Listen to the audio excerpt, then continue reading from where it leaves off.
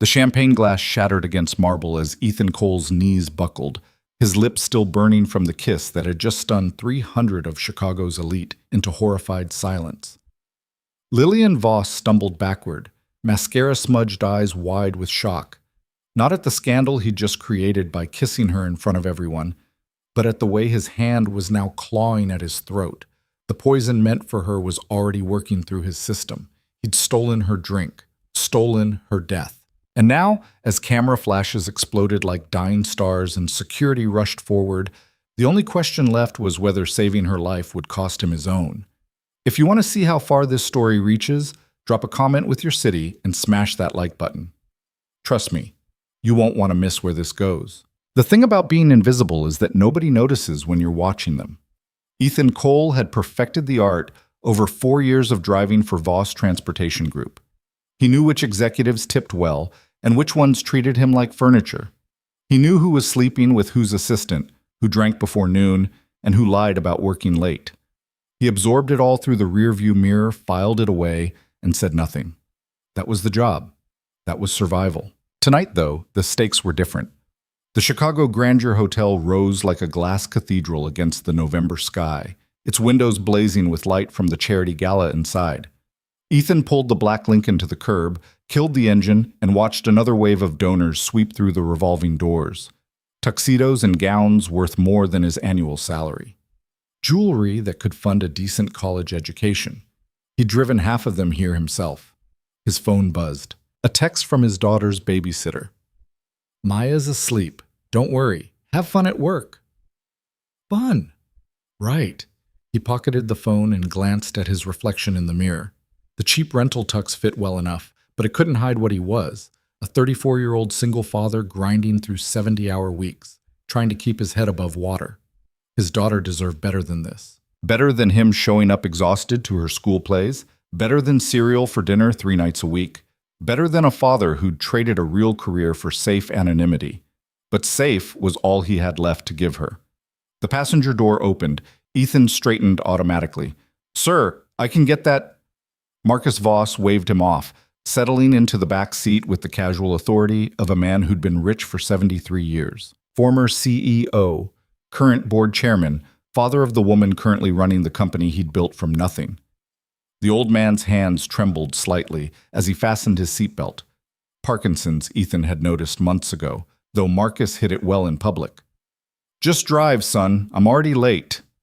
Ethan merged into traffic, taking the familiar route toward the hotel. They rode in silence for 3 blocks before Marcus spoke again. "You ever been to one of these things? The galas?" "No, sir. I usually just drop off and wait." "Smart. Bunch of vultures pretending to care about orphans while they plot how to steal from each other." Marcus coughed, reaching for his water bottle. "My daughter thinks I'm too cynical. Maybe I am, but I've been swimming with sharks for 50 years. You learn to recognize the teeth." Ethan said nothing. That was the trick with passengers like Marcus. They wanted an audience, not a conversation. "You know what bothers me most?" Marcus continued, his reflection appearing in the rearview mirror as he leaned forward. "The champagne. They serve Cristal at these things. $1,500 a bottle. You know how many kids that could feed?" "A lot, sir." "Damn right." He settled back. "But they don't care. They're too busy measuring who has the bigger yacht, the prettier wife, the better insider information." His voice dropped. "The sharper knife." Something in his tone made Ethan's instincts prickle. The same instincts that had kept him alive in Kandahar, in Mosul, in places his daughter would never know about.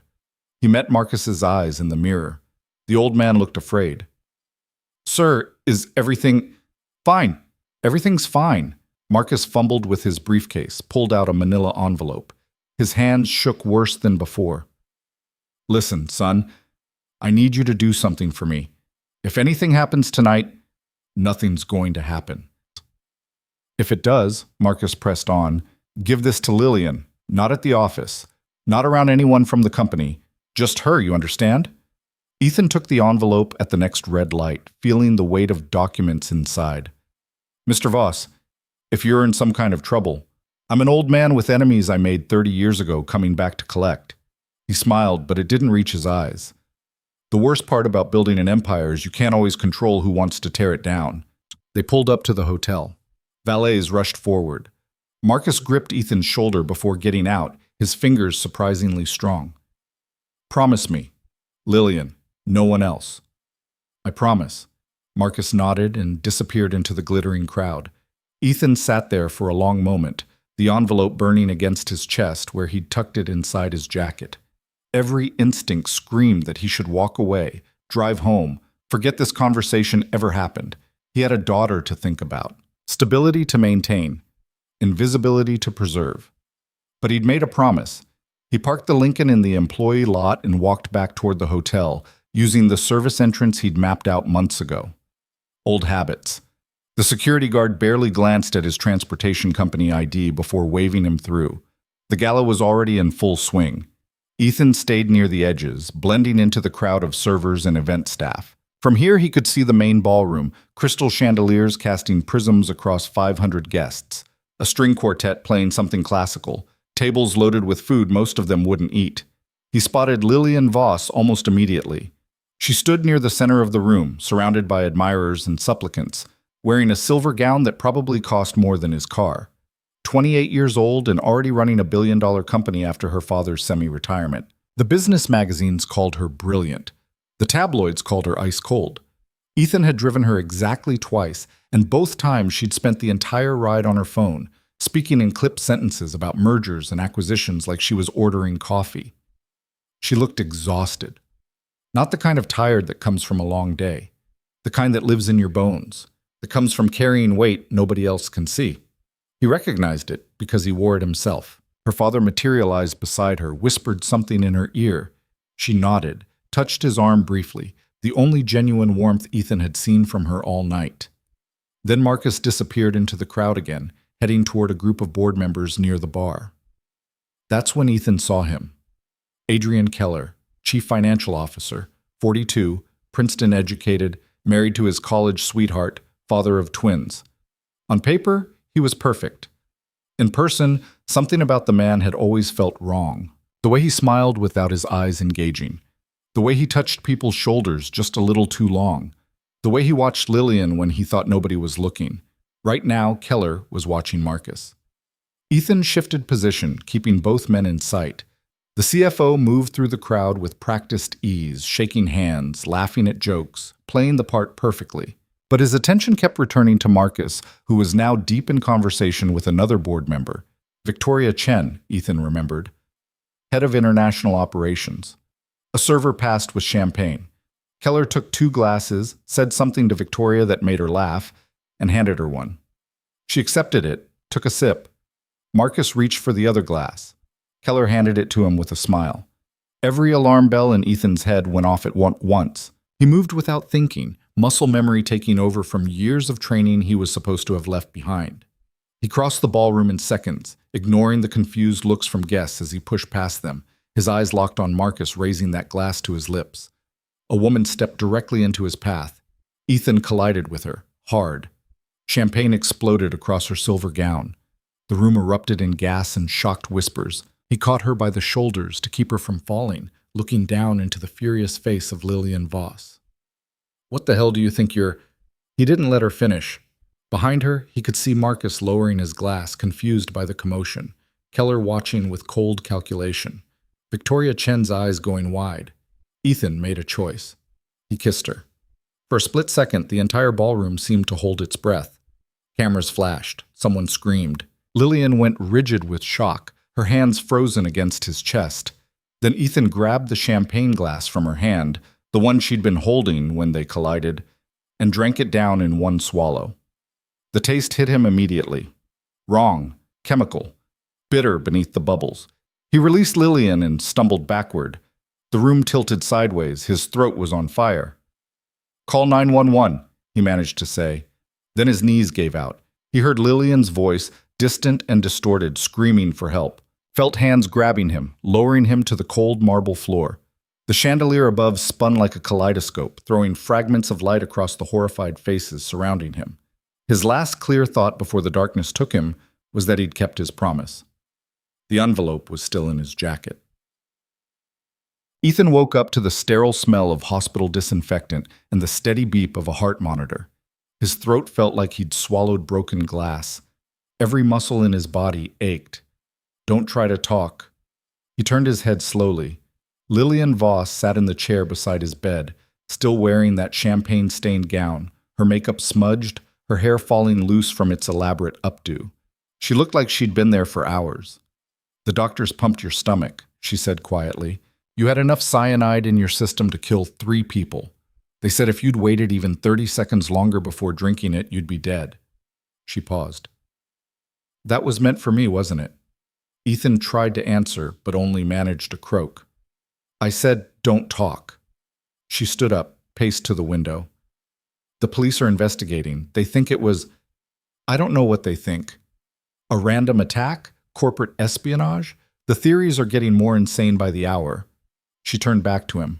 "But you knew. That's why you crossed the room like that. That's why you..." She stopped, unable to say it. The kiss that was now trending on every social media platform, that every news outlet was analyzing, that had probably destroyed any credibility she had left. Ethan reached for the call button, pressed it until a nurse appeared. "Water," he rasped. "Please." The nurse checked his vitals, brought him ice chips, warned him not to push it. After she left, he managed to sit up slightly, ignoring the way the room swayed. "Your father," he said, his voice barely above a whisper. "Where is he?" Lillian's expression closed off. "In his hotel room, under guard. He's fine. Shaken, but fine." She moved closer. "How did you know? About the champagne?" "Saw Keller. Watched him pass the glass." Each word hurt. "Looked wrong." "Adrian?" She shook her head. "That's impossible. He's been with the company for 12 years. My father trusts him completely." "Your father gave me something. Before the gala." Ethan gestured weakly toward his clothes, folded on the nearby chair. "Inside jacket, envelope." Lillian retrieved it, her hands trembling slightly as she opened it. Ethan watched her face change as she read, confusion giving way to shock, then horror, then cold fury. "These are financial records," she said finally. "Offshore accounts, shell corporations. Someone's been siphoning money from the company for years." She looked up at him. $70 million. "Keep reading." She did. When she reached the last page, all color drained from her face. "My father's notes say he was going to confront the board tomorrow. He says he knows who it is, but he needed more proof before going public." Her voice shook. "He says whoever this is has already killed before. Made it look like accidents, heart attacks, car crashes." She sat down heavily. "Jesus Christ. This is why someone tried to poison him." "Tried to poison you," Ethan corrected. "Think about it. Who benefits if you die? The company goes to the board. My father's too sick to take over again." She was thinking out loud now, the shock fading into something sharper. Adrian would have the most influence. He could control the narrative, hide the theft, make everything disappear. She looked at Ethan with new eyes. "Who are you? And don't tell me you're just a driver." "Right now, I am just a driver." "Bullshit. Nobody moves like you did. Nobody recognizes a threat that fast unless they're trained." She leaned forward. "Who did you work for?" Ethan closed his eyes. He'd spent 4 years building his new life, keeping his past buried, protecting Maya from the truth about what her father used to do. But that life was burning down around him now, whether he wanted it to or not. "Private security," he said finally. "High level. Executive protection, threat assessment, counterintelligence. I worked for people like you in places that didn't officially exist." He opened his eyes. "Then my wife died, and I had a 6-month-old daughter who needed a father more than the world needed another soldier. So I walked away. To become a driver. To become invisible." He tried to sit up further, winced at the pain. "It worked for 4 years. Then your father asked me to keep a promise." Lillian stood up, walked to the window again. Outside, dawn was breaking over Chicago, painting the sky in shades of pink and gold. When she spoke again, her voice was different, harder, more certain. "I need your help. You need the police. The police will take weeks to investigate. Whoever did this will destroy evidence, disappear offshore, leave me with a dead company and a murdered father." She turned to face him. I need someone who knows how to move fast, how to think like the enemy, how to protect me while I figure out who's trying to kill us both. I have a daughter. I'll pay you $100,000, plus protection for your daughter, plus a full-time position as head of security when this is over, if you want it. She crossed her arms. Or you can go back to being invisible while people die. Ethan looked at her for a long moment. 4 years ago, he would have turned her down without hesitation. Would have grabbed Maya and disappeared somewhere safe, somewhere quiet, somewhere far from corporate conspiracies and poisoned champagne. But he'd made a promise to Marcus Voss. And someone had just tried to kill this woman while 300 people watched. Your father, he said. I need to talk to him. Alone. Done. And I need full access. Company records, security footage, personnel files, everything. You'll have it. One more thing. He met her eyes. When this is over, nobody can know what I used to do. Not the press, not the police, not anyone in your company. My daughter doesn't know, and she never will. That's non-negotiable. Lillian nodded slowly. You have my word. Then we have a deal. He tried to swing his legs out of bed, nearly blacked out from the effort. How soon can you get me out of here? The doctors want to keep you for observation. How soon? She almost smiled. I'll make some calls. Us. 6 hours later, against medical advice and with enough painkillers in his system to drop a horse, Ethan walked out of Northwestern Memorial Hospital wearing borrowed clothes and cheap sunglasses. Lillian had arranged for a car, not one of the company Lincolns, but a nondescript Honda that wouldn't attract attention. The driver was already in position. A woman in her 50s with sharp eyes and the kind of calm competence that came from years in the field. Rachel Moss, she said, shaking Ethan's hand. Former Secret Service. Ms. Voss hired me an hour ago as your backup. I don't need backup. Yes, you do. Lillian slid into the back seat. Rachel comes highly recommended. She'll coordinate security while you focus on investigation. Ethan wanted to argue, but his body was reminding him that he'd been poisoned less than 12 hours ago. He got in the passenger seat. Where to? Rachel asked. My apartment first. I need to see my daughter.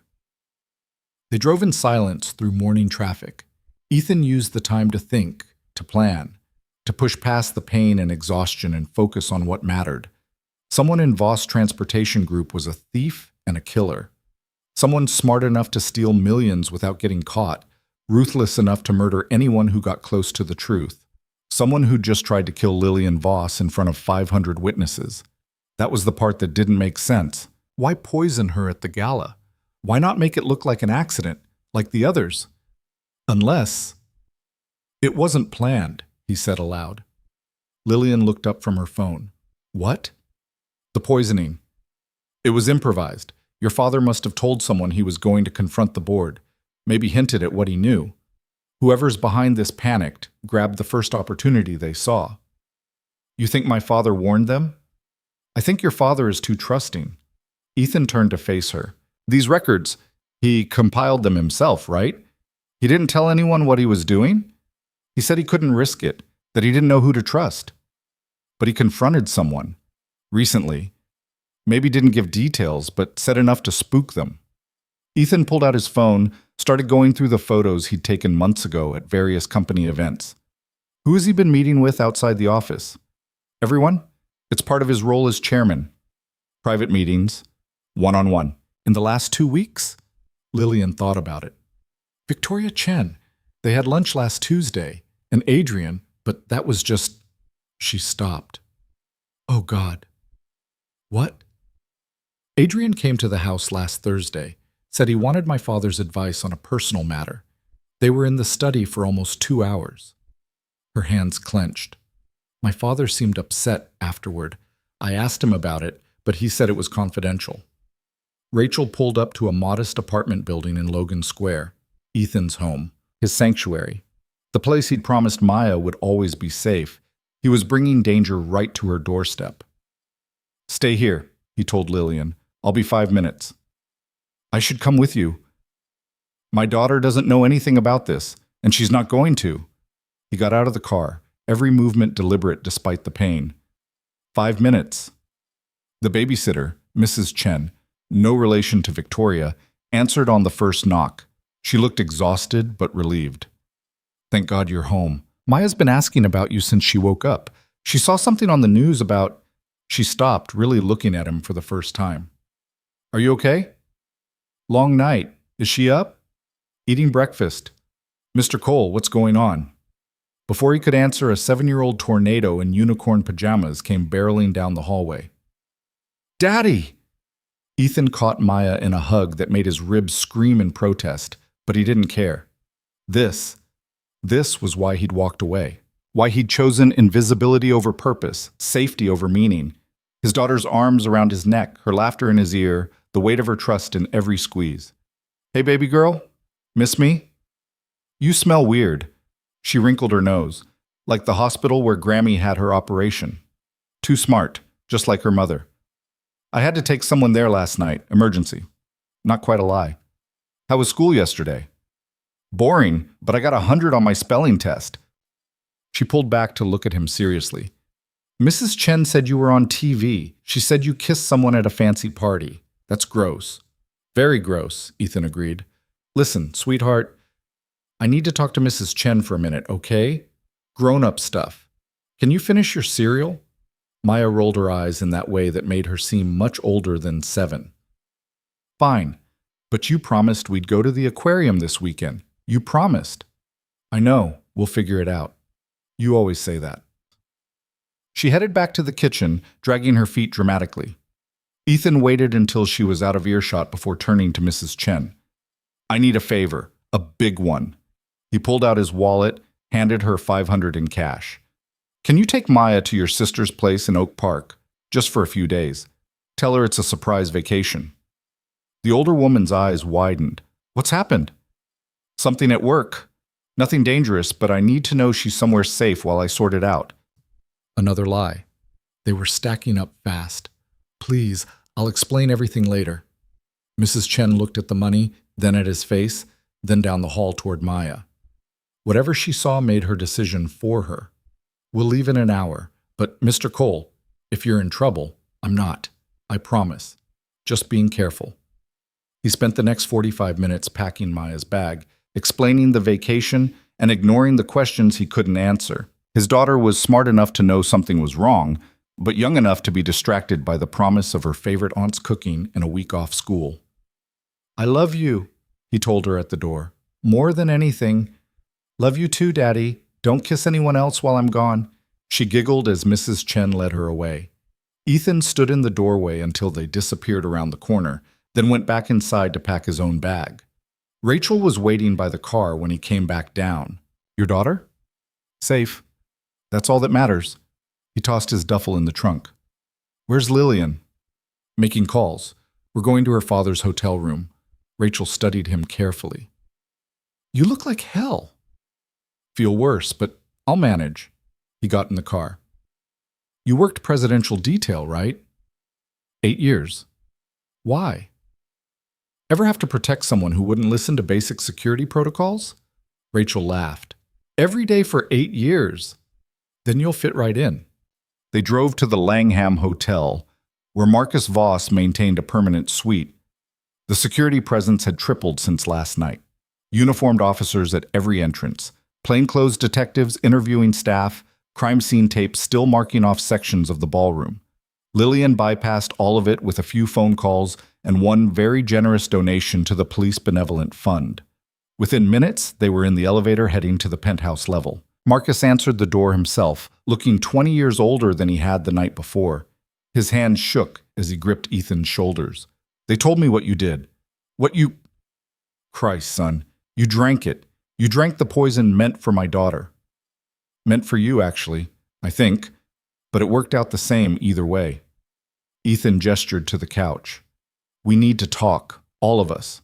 They gathered in the suite's living room, Marcus in his wheelchair, Lillian pacing by the window, Rachel standing guard by the door, Ethan trying not to collapse in an armchair. The envelope, Marcus said. Did you? I read it. Lillian sat down across from her father. All of it. The theft, the shell companies. Your suspicions about Adrian, why didn't you tell me? Because I wasn't sure. Because I needed proof. Because... He trailed off, his voice breaking. Because I wanted to protect you from this. from knowing that someone I trusted, someone I brought into this company, could be capable of... He couldn't finish. When did you confront him? Ethan asked quietly. Marcus looked up sharply. How did you... You're too smart to tip your hand without reason. You must have said something, threatened something that made him panic enough to try killing you at the gala instead of waiting for a better opportunity. The old man slumped in his wheelchair. Thursday. He came to my house to discuss the quarterly reports. I asked him about some irregularities I'd found. Nothing specific, just fishing, but he got defensive. Started explaining things that didn't need explaining. That's when I knew. What did you say to him? That I was looking into it, that I'd found some concerning patterns, that we'd discuss it further after the weekend. Marcus's hands clenched on the armrests. I thought I was being careful. I thought I had time. He panicked, Lillian said. Decided to kill you before you could go public. But why at the gala? Rachel asked from her position by the door. With so many witnesses, so many cameras, it's sloppy. Ethan stood up slowly, walking to the window where Lillian had been pacing. Outside, Lake Michigan stretched gray and cold under November clouds. Because it wasn't supposed to look like murder. It was supposed to look like a heart attack. He turned back to the room. Cyanide and champagne, in a crowded room where an old man with Parkinson's suddenly collapses. Natural causes. Tragic but not suspicious. By the time anyone thought to test for poison, the body would be cremated, the evidence gone, and Adrian would have plenty of time to destroy the financial records. But you interfered, Marcus said quietly. You saved my life, nearly died saving hers. Well, nearly died making a mess of his perfect crime, Ethan corrected. Now he knows we're looking, knows we have those documents, knows he's running out of time. So what do we do? Lillian asked. We give him what he wants. Everyone stared at him. Explain, Rachel said. He thinks I'm just a driver who got lucky, a nobody who happened to be in the wrong place at the right time. He doesn't know about my background, my training. As far as he's concerned, I'm not a threat. Ethan sat back down, his mind working through scenarios. So we use that. We let him think you're panicking, hiring random security, running scared. We let him think he still has a chance to clean this up. By doing what? Marcus demanded. He tried to kill my daughter. And he'll try again, but next time we'll be ready. Ethan looked at Lillian. You said you'd give me full access to company records. I need it. Everything. Financial statements, security footage, personnel files, email archives. If Adrian's been stealing for years, there's a trail. We find it, we prove it. We hand him to the police. That could take weeks, Lillian protested. It won't, because he's going to make a mistake. Ethan leaned forward, ignoring the pain in his ribs. He's scared now. Scared people get sloppy. They rush. They leave traces. We just have to know where to look. Rachel nodded slowly. It could work, but you'd need surveillance on Keller, round the clock, and protection for both Marcus and Lillian. I'll handle Lillian. You handle Marcus and coordinate the surveillance. Ethan pulled out his phone. I know some people, former colleagues who owe me favors. Discreet, professional, no questions asked. This is insane, Marcus said, but there was hope in his voice now. If he realizes what we're doing, then we move fast enough that it doesn't matter. Ethan stood up again, this time more steadily. The painkillers were finally kicking in, but I need everyone's cooperation. No secrets, no surprises, no improvising. We do this by the book, we build an airtight case, and we end this before anyone else gets hurt. Lillian met his eyes across the room. For a long moment, neither spoke. Then she nodded. When do we start? We already did. The second I drank that champagne, I put myself in this game. Now we play it to win. He just hoped the price of winning wouldn't cost him everything he'd spent 4 years trying to protect. The Voss Transportation Group headquarters occupied 43 floors of prime Chicago real estate, all steel and glass and the kind of corporate ambition that didn't apologize for taking up space. Ethan had been inside exactly 3 times in 4 years, always through the service entrance, always invisible. Now he was walking through the main lobby beside Lillian Voss herself, and every head turned to watch. The whispers started immediately. That's the driver who kissed her. I heard he saved her life. My cousin was at the gala. She said it was the most romantic thing she'd ever seen. Romantic? He's the help. It's embarrassing. Ethan kept his face neutral, his stride even. Lillian's jaw was tight, her shoulders back in that way people hold themselves when they're pretending bullets don't hurt. She didn't acknowledge the stares, didn't slow down, just kept walking toward the executive elevators like she owned the building. Which, technically, she did. Rachel had stayed behind with Marcus, coordinating security and making calls to the people Ethan had recommended. Former Delta, former CIA, the kind of operators who knew how to watch without being seen. By tonight, Adrian Keller would have shadows he'd never spot. The elevator doors closed, sealing them in uncomfortable silence. Lillian pressed the button for the 40th floor and finally exhaled. This is going to be a nightmare. It already is, Ethan said. We're just making it official. The board wants an emergency meeting. They're concerned about the incident affecting investor confidence. She made air quotes with her fingers, her voice dripping sarcasm. They want me to issue a statement, apologize for the disturbance, reassure everyone that the company is stable. Are you going to? Hell no. I'm going to tell them we're investigating an attempted murder, and anyone who has a problem with that can resign. She looked at him. Think that'll flush out our thief? Maybe. Or it'll make him desperate enough to do something stupid. The elevator chimed. 40th floor. Either way, we need to move fast. Lillian's office took up half the floor. All windows and minimalist furniture and the kind of organized chaos that comes from running a billion-dollar operation on 4 hours of sleep. Her assistant, a young woman named Jennifer with perfect posture and terrified eyes, jumped up as they entered. Miss Voss? I have the board members holding on lines 1 through 6. Legal wants to discuss liability concerns. PR has drafted 3 versions of a press release, and there are 17 reporters in the lobby who won't leave until you make a statement. Tell the board I'll call them back. Tell legal to stand by. Tell PR their press releases are garbage, and I'll write my own. And tell the reporters that if they're still here in 10 minutes, I'm calling security. Lillian swept past her desk. Also, this is Ethan Cole. He has full access to everything. Offices, files, security systems, financial records. Everything. Make it happen. Jennifer's eyes went wide. Everything? But the board requires authorization for... I'm authorizing it. Right now. Get it on it immediately. Yes, ma'am. Jennifer practically ran from the room. Ethan closed the door behind her. You enjoy terrifying your staff? I enjoy efficiency. Fear just happens to be efficient. Lillian collapsed into her chair, suddenly looking every bit as exhausted as she probably felt. Where do we start? Financial records. Your father said 70 million over several years. That's not pocket change. There has to be a pattern, a signature, something that connects the thefts. Adrian would have been careful. He's been CFO for 12 years. He knows every loophole, every blind spot in our accounting systems. Nobody's that careful for that long. Ethan sat down across from her.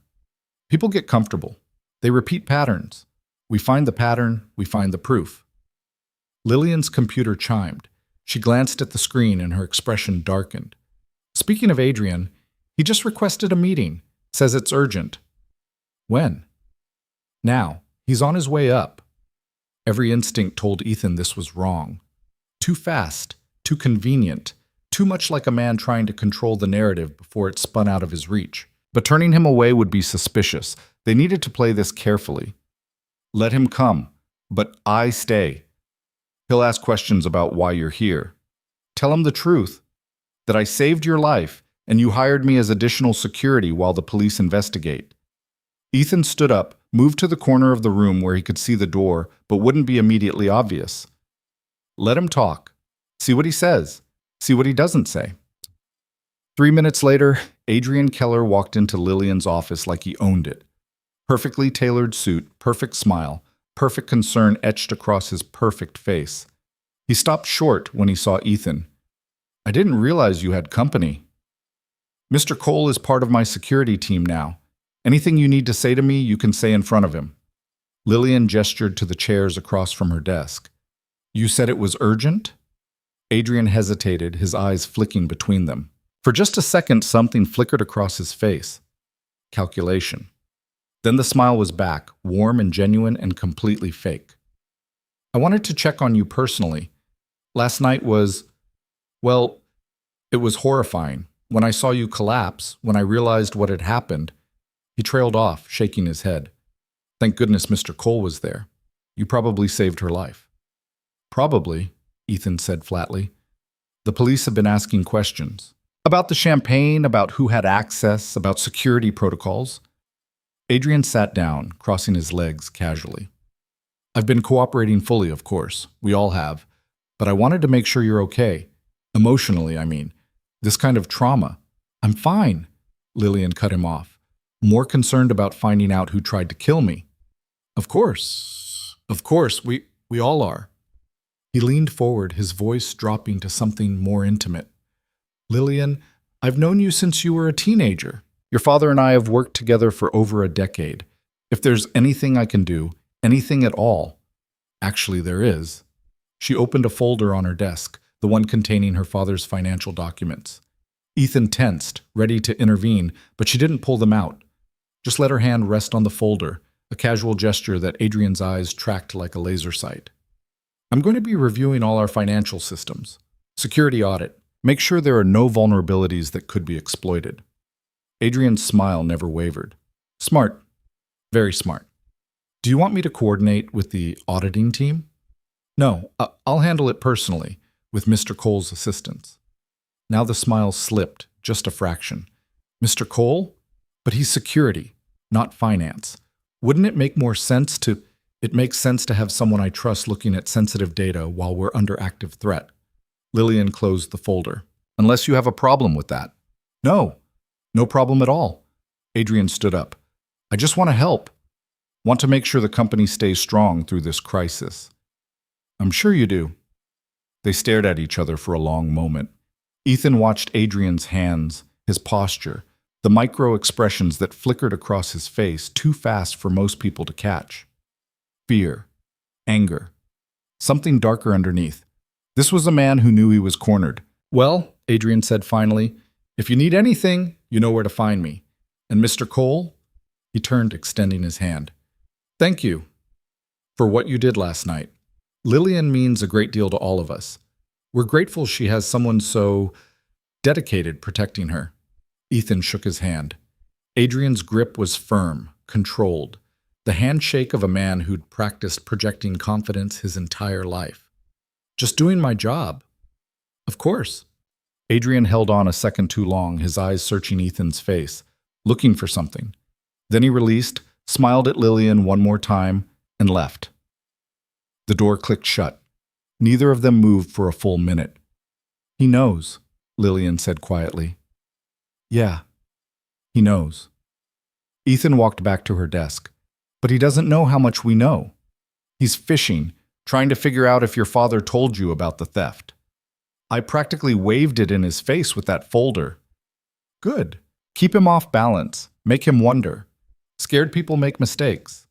Lillian's phone buzzed. She glanced at it and swore under her breath. The board meeting. They're convening in 20 minutes, whether I'm there or not. Then we better make sure you're there, with answers. Ethan pulled up a chair beside her. Show me the financial records, all of them. We have 20 minutes to find something that proves Adrian Keller is a thief. They worked in focused silence, Ethan's years of intelligence analysis kicking in as he sorted through spreadsheets and transaction logs. Lillian knew the company's financial architecture intimately, could spot anomalies he'd miss, could translate accounting jargon into plain English. Together, they were faster than he'd expected. Here, Lillian highlighted a series of transactions. Consulting fees paid to a firm called Meridian Analytics, $75,000 a month for the last 8 years. What do they consult on? That's the problem. I have no idea. There's no contract in our files, no deliverables, no reports, just regular payments every month like clockwork. Ethan pulled up the company registration for Meridian Analytics. Delaware Corporation, which meant privacy protections. No public ownership records. But the registered agent was a law firm in Wilmington, and the filing date was 13 years ago, 1 year before Adrian became CFO. Lillian's eyes widened. That's not proof. Lots of companies use Delaware corporations for tax purposes. Pull up Adrian's financial disclosure forms, the ones he has to file as an executive. She did. They scrolled through years of carefully documented assets, investments, real estate holdings. Nothing unusual. Nothing that screamed secret offshore accounts and embezzlement. Then Ethan saw it. His wife, Melissa Keller. What does she do? She's a lawyer, partner at some firm downtown. Why? Because according to this, she's also a board member of a nonprofit called the Meridian Foundation, which, if I had to guess, he pulled up the nonprofit's tax filings, received donations totaling $6 million over the past 8 years from a donor listed as Meridian Analytics. Holy shit. It's a shell game. The company pays Meridian Analytics for fake consulting services. Meridian Analytics donates to the Meridian Foundation, gets a tax write-off. The foundation pays salaries to its board members, including Melissa Keller. Money laundering disguised as corporate philanthropy. Lillian was already typing, pulling up more records. If that's the pattern, there should be more. More shell companies, more fake vendors, more... She stopped.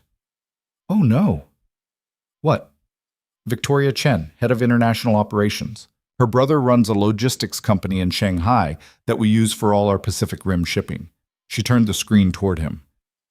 We paid them $42 million last year. Is that unusual? It's double what we paid the year before, triple the year before that. And when I look at the actual shipping volumes, she did the math quickly. We're paying premium rates for services we're not using. The invoices are inflated. Victoria's in on it. Or Adrian has something on her. Blackmail, maybe? Forcing her to approve the fake invoices. Lillian sat back, her face pale. How deep does this go? How many people in my company are stealing from me? Ethan's phone buzzed, a text from Rachel.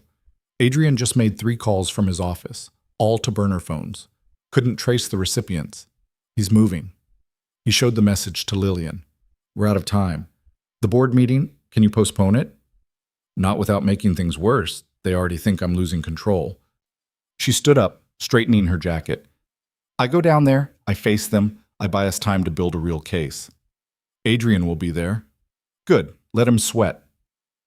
The boardroom was on the 42nd floor, all mahogany and leather and the kind of institutional authority that had probably intimidated people for decades. 15 board members sat around a table that could seat 30, and every single one of them looked at Lillian like she was a problem they needed to solve. Adrian sat near the head of the table, perfectly composed, a stack of documents in front of him. Ethan stayed by the door, trying to look like furniture. But his eyes tracked every person in the room, cataloging threats, calculating angles, preparing for the moment this went sideways. Thank you all for coming on such short notice, Lillian began, taking her seat at the head of the table. I know the events of last night have raised concerns. Concerns? The speaker was Gerald Hartman, 72 years old, on the board for 30 years, probably still bitter that Marcus had chosen his daughter over Gerald's son to run the company. Your behavior at the gala was reckless, unprofessional, and a PR disaster. Our stock dropped 2% in after-hours trading. Our clients are asking questions. Our competitors are laughing at us. Someone tried to poison me. The room went silent. The police are investigating, Lillian continued calmly. But until we know who's behind the attack and why, I'm implementing enhanced security protocols and conducting a full audit of all company operations. Adrian cleared his throat. Lillian, with all due respect, the police said the poisoning could have been random. A disgruntled employee, maybe. Or even an accident. It wasn't random. It wasn't an accident. And it wasn't the first time someone's tried to kill a member of this company. She pulled out her father's documents, spread them across the table. For the past 8 years, someone has been stealing from Voss Transportation Group. $70 million, maybe more. Hidden in shell companies, fake vendors, inflated invoices. My father discovered it 2 weeks ago. 3 days later, someone tried to poison him at the gala.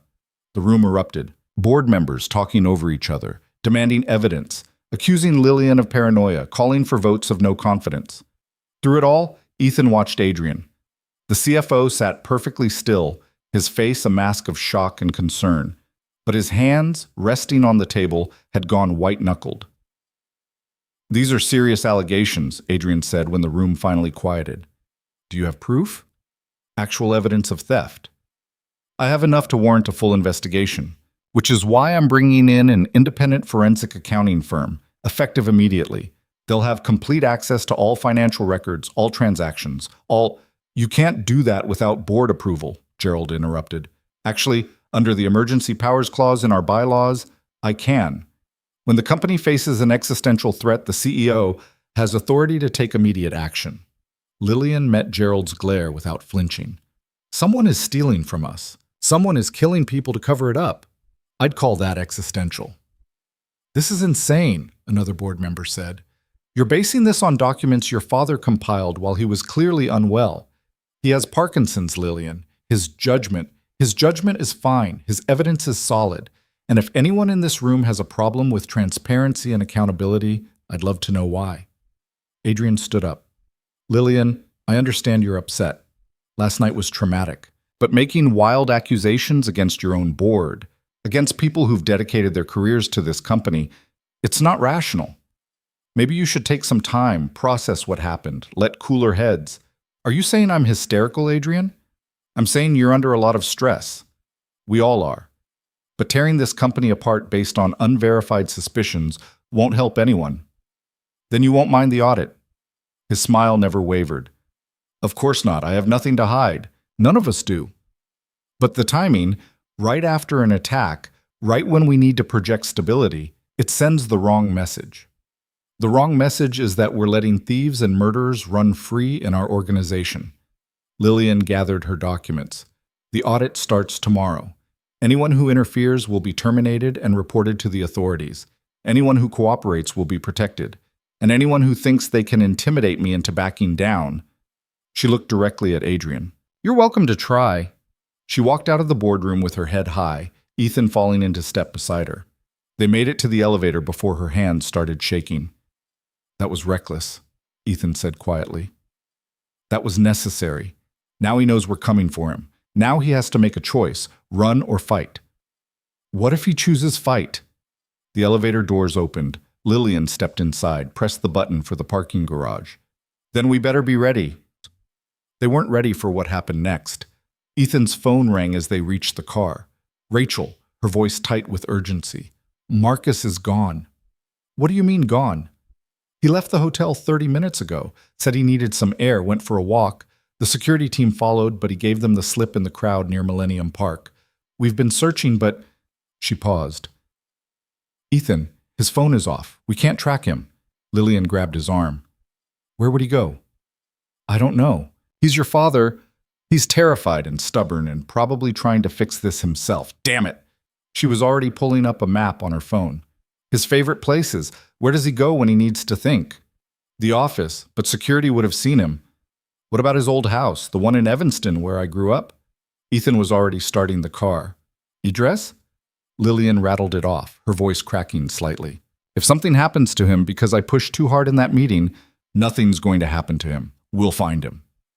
Ethan pulled out of the garage, navigating through Chicago traffic with the kind of controlled aggression that came from years of high-speed pursuits in much more dangerous cities. Call Rachel. Have her send the security team to the Evanston house. We'll meet them there. The drive took 23 minutes, every one of them torture. Lillian tried calling her father's phone a dozen times. It went straight to voicemail every time. She texted, left messages, her composure cracking bit by bit until Ethan could see the scared daughter underneath the corporate armor. He can't die, she said suddenly. I never told him I was sorry for taking the company when he wanted to retire, for working too much, for not visiting enough, for being so focused on proving myself that I forgot he was just a man who wanted his daughter to be happy. You'll tell him, soon. You don't know that. I know your father is smart enough to survive 73 years of cutthroat business. He's not going down easy. The Evanston house was a modest Tudor in a quiet neighborhood, the kind of place that had probably been filled with family dinners and birthday parties once upon a time. Now it looked abandoned, windows dark, lawn overgrown. Marcus's car sat in the driveway. The front door was unlocked. Ethan drew the gun he'd retrieved from his apartment that morning, the weight familiar and terrible in his hand. He'd sworn he was done with this. Done with weapons, done with violence, done with the kind of life where you cleared rooms and expected ambushes. But here he was. Stay behind me, he told Lillian, like hell. This isn't negotiable. If there's a threat inside, then you'll need backup. I took self-defense classes. I'm not helpless. Ethan bit back a dozen arguments he didn't have time to make. Fine, but you do exactly what I say, when I say it. Understood? She nodded. They entered the house together, Ethan moving through the foyer with practiced efficiency. Living room clear, kitchen clear, study. Marcus sat in a leather chair by the window, staring at old photographs spread across the desk in front of him. He looked up as they entered, and Ethan saw tears on the old man's face. I built something, Marcus said quietly. 50 years of my life. Started with one truck, one route, one dream, built it into an empire. And now it's rotting from the inside because I trusted the wrong people. Lillian rushed to him, kneeling beside the chair. Dad, you scared me half to death. Why did you leave? Why didn't you answer your phone? Because I needed to remember why I started this company in the first place. He gestured to the photographs. Family pictures, old business documents, newspaper clippings chronicling the company's growth. Your mother and I, we built this for you, so you'd have something solid, something good, and I let people like Adrian Keller poison it. It's not your fault. It is. I saw the signs, years ago, small things that didn't add up.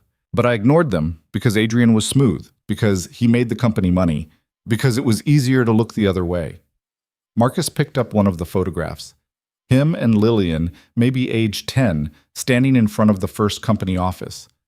I'm sorry for leaving you with this mess, for not being strong enough to fight it myself. You are strong enough. You found the evidence, you tried to expose him, you risked your life, and almost lost yours in the process. He looked at Ethan. If you hadn't been there, but I was. Ethan holstered his gun, gave them privacy by walking to the window. Outside, Rachel's security team was pulling up, 3 cars worth of former Special Forces operators who probably thought babysitting a billionaire was beneath them. They'd learn. Behind him, he heard Lillian and Marcus talking in low voices. Apologies, reassurances, the kind of conversation that should have happened years ago. He gave them the space they needed and focused on the street, watching for threats, for anything out of place. That's when he saw the car. Black sedan, tinted windows, parked 2 houses down with the engine running. Could be nothing. Could be a concerned neighbor. Could be... The passenger window rolled down. Ethan saw the gun barrel and moved on pure instinct. Down! He tackled Marcus and Lillian to the floor as the first shot shattered the study window, glass exploding across the room in a deadly spray. The security team outside returned fire immediately, their training kicking in, but the sedan was already moving, tires screaming as it fled down the quiet suburban street. Rachel was through the door in seconds, gun drawn, scanning for threats. Everyone okay? Ethan checked Marcus first, cut on his forehead from flying glass, but breathing, conscious. Lillian was cursing steadily, also bleeding but intact. He was the only one who'd escaped without injury. They knew we'd come here, Lillian said, her voice shaking with adrenaline and fury. They were waiting for us. Adrian, Marcus gasped. He's the only one who knows about this house. The only one who'd know I'd come here. Rachel was already on her phone, coordinating with local police, calling in favors, locking down the street. But they all knew the shooters were gone. Long gone, probably dumping the car and disappearing into the city before anyone could respond. This wasn't a warning anymore. This was war. Ethan helped Marcus to his feet, noting how the old man's hands had stopped shaking. Fear had a way of burning off in moments like this, leaving behind either paralysis or cold determination. Marcus Voss, it seemed, landed on the latter. No more running, he said firmly. No more hiding. We end this. Now. Agreed. Lillian wiped blood from her cheek. But we do it smart. We gather every piece of evidence, we build a case so airtight even Adrian's lawyers can't crack it, and then we destroy him. We don't have time for airtight, Ethan said. He just tried to kill all 3 of us in broad daylight. He's desperate. Desperate means he's either about to run or about to escalate again. Either way, we need to move faster. Rachel joined them, her expression grim.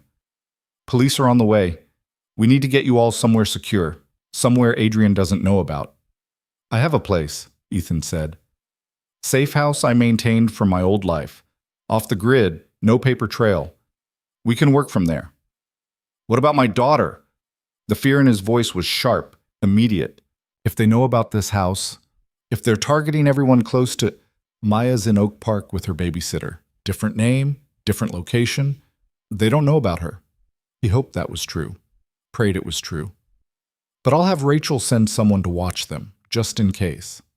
They left before the police arrived, Rachel coordinating the official story while Ethan drove them across the city to a neighborhood he'd hoped never to visit again. The safe house was a third-floor walk-up in Pilsen, deliberately unremarkable, surrounded by families and students and people who minded their own business. He'd paid the rent monthly in cash for 4 years, kept it stocked with supplies he'd hoped never to need. The door stuck when he unlocked it. Inside smelled like dust and old memories. But the equipment was still there, packed in waterproof cases under the floorboards. Weapons, surveillance gear, encrypted communication systems, cash. The tools of his previous life, waiting patiently for the day he'd need them again. That day had arrived. "Welcome to my paranoia," he said, flipping on lights. "Make yourselves comfortable. We have work to do." Over the next 6 hours, they transformed the safe house into a command center. Laptops on the kitchen table running financial analysis software. Whiteboards covered in names and connections.